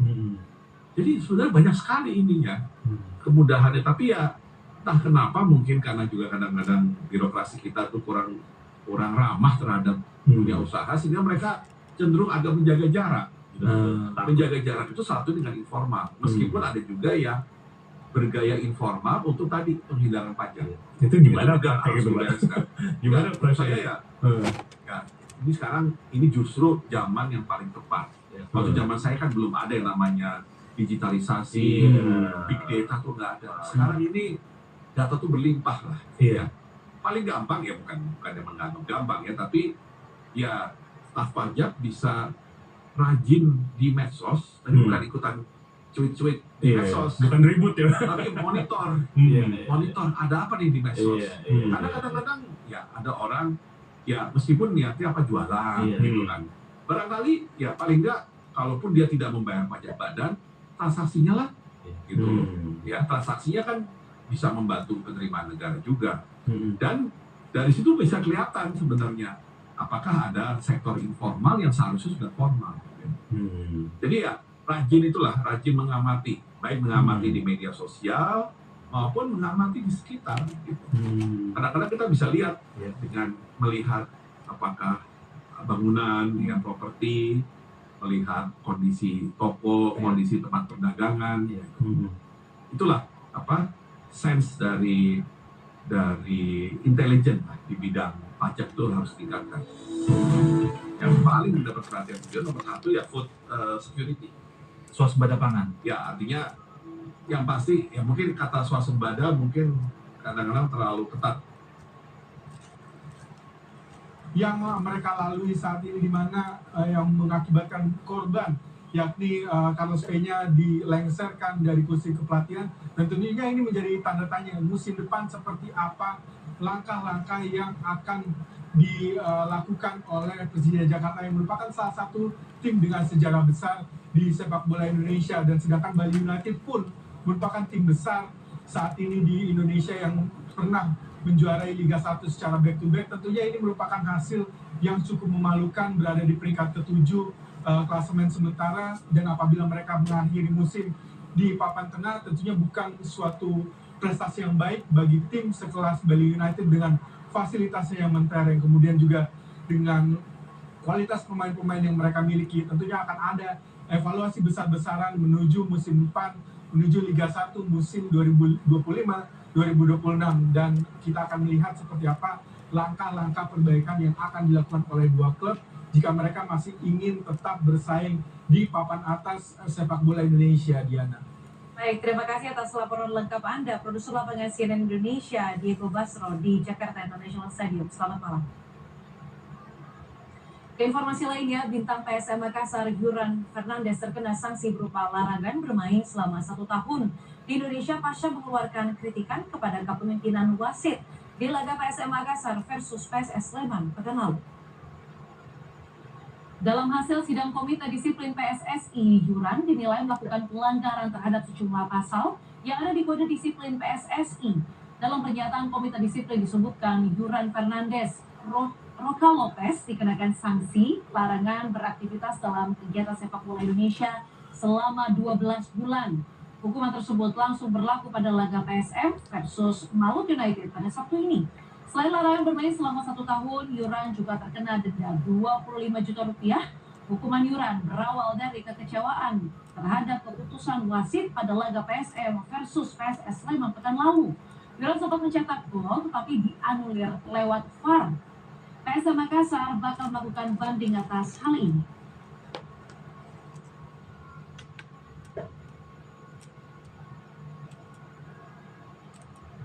Pelatih asal Spanyol Xabi Alonso telah dikonfirmasi akan meninggalkan Bayer Leverkusen pada akhir musim ini. Namanya terus dikaitkan akan menjadi nakoda baru raksasa Spanyol Real Madrid di musim depan. Lewat pengumuman di akun resmi klub, Bayer Leverkusen mengkonfirmasi jika Xabi Alonso akan pergi dari Bay Arena setelah 2,5 tahun. Xabi Alonso sebenarnya terikat kontrak dengan Leverkusen hingga 2026. Namun manajemen klub menyetujui permintaannya untuk mengakhiri kontrak lebih awal. Xabi Alonso mengisi kursi kepelatihan Leverkusen pada Oktober 2022. Mantan pemain Liverpool, Real Madrid, dan Bayern Munchen itu berhasil mempersembahkan 2 gelar bagi Leverkusen di musim lalu, yaitu gelar juara DFB Pokal dan juara Bundesliga. Jurnalis sepak bola ternama asal Italia Fabrizio Romano menyebut Xabi Alonso semakin dekat jadi pelatih Real Madrid pada musim depan.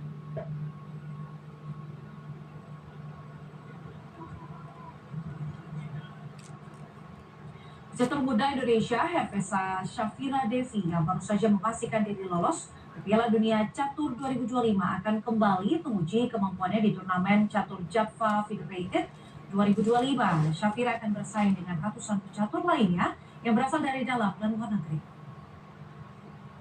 Setelah membuat kejutan dan menjadi juara di Asian Zone 3.3 Chess Championships 2025 di Mongolia awal Mei lalu, Hervesa Shafira Devi, pecatur muda Indonesia asal Sleman berusia 16 tahun ini, kembali bertanding di turnamen catur Java Federated 2025. Shafira menjadi salah satu bintang di turnamen Java Federated tahun ini karena dengan kemenangannya di Mongolia kemarin, ia berhak mengantongi tiket ke Piala Dunia Catur 2025 Oktober mendatang di India. Sekarang bagi kamu di tahun ini apa sih? Ya juara pasti. Ini sendiri turnamen internasional menggunakan FIDE, jadi membantu pecatur Indonesia mendapatkan rating ya. Saya ini cukup bagus, ya, sangat bagus. Total ada 376 pecatur dari 9 negara yang menjadi peserta di turnamen yang digelar di kawasan Senayan, Jakarta ini. Selain untuk menambah jam terbang, turnamen ini juga penting bagi pecatur-pecatur tanah air untuk mengejar dan meningkatkan elo rating. Kalau makin banyak pemain kita punya rating, makin bisa ikut turnamen internasional. Kalau masih bisa, berarti makin bisa jadi dapat IM, FM, dan seterusnya. Jadi ini langkah dasar atau platform untuk orang jadi go internasional. Dengan sistem Swiss 9 babak, peserta di turnamen Java Federated 2025 yang berlangsung hingga 15 Mei ini dibagi menjadi 2 kategori. Kategori Challenger untuk para pecatur dengan elo rating di bawah 2000 dan kategori Open untuk pecatur dengan elo rating di atas 2000. Erlangga Wisnuaji, Andreawan Saputra, Jakarta.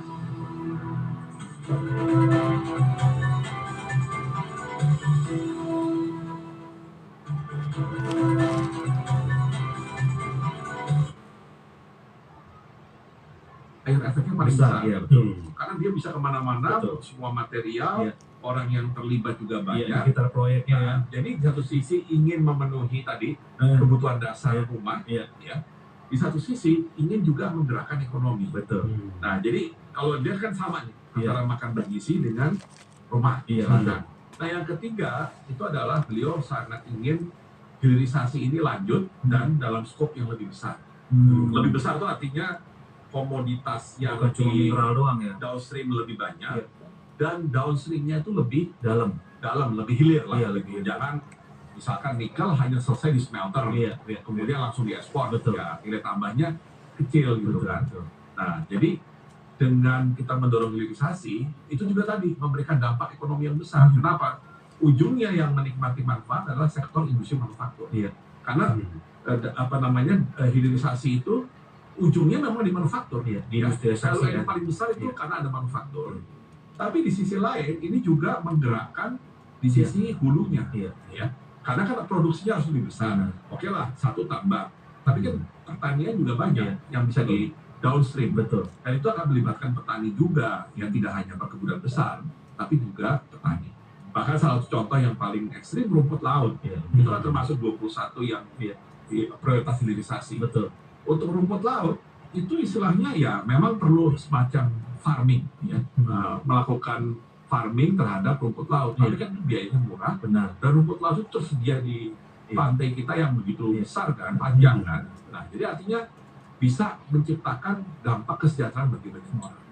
Jadi kalau saya lihat dari 3 contoh ini yang kebetulan jadi prioritas, mungkin Anda berdua bisa langsung lihat kan, bigger picture-nya itu adalah benang merah antara keinginan memenuhi kebutuhan dasar atau pertumbuhan ekonomi dengan dampak terhadap perekonomian domestik, ya, baik di makanan, baik di di perumahan maupun di hilirisasi manufaktur. Ya, kalau itu berjalan dengan baik sih bagus banget itu. Ya, karena kita harus concern dengan manufaktur kita yang ya meskipun banyak yang mengatakan ini bukan deindustrialisasi, tapi kalau kontribusi manufaktur terhadap PDB kita cuma 19%, tidak pernah menyentuh 30%, dan kemudian itu pertumbuhannya per tahun itu di bawah 5%, maka berat manufaktur bisa menjadi sumber percepatan pertumbuhan.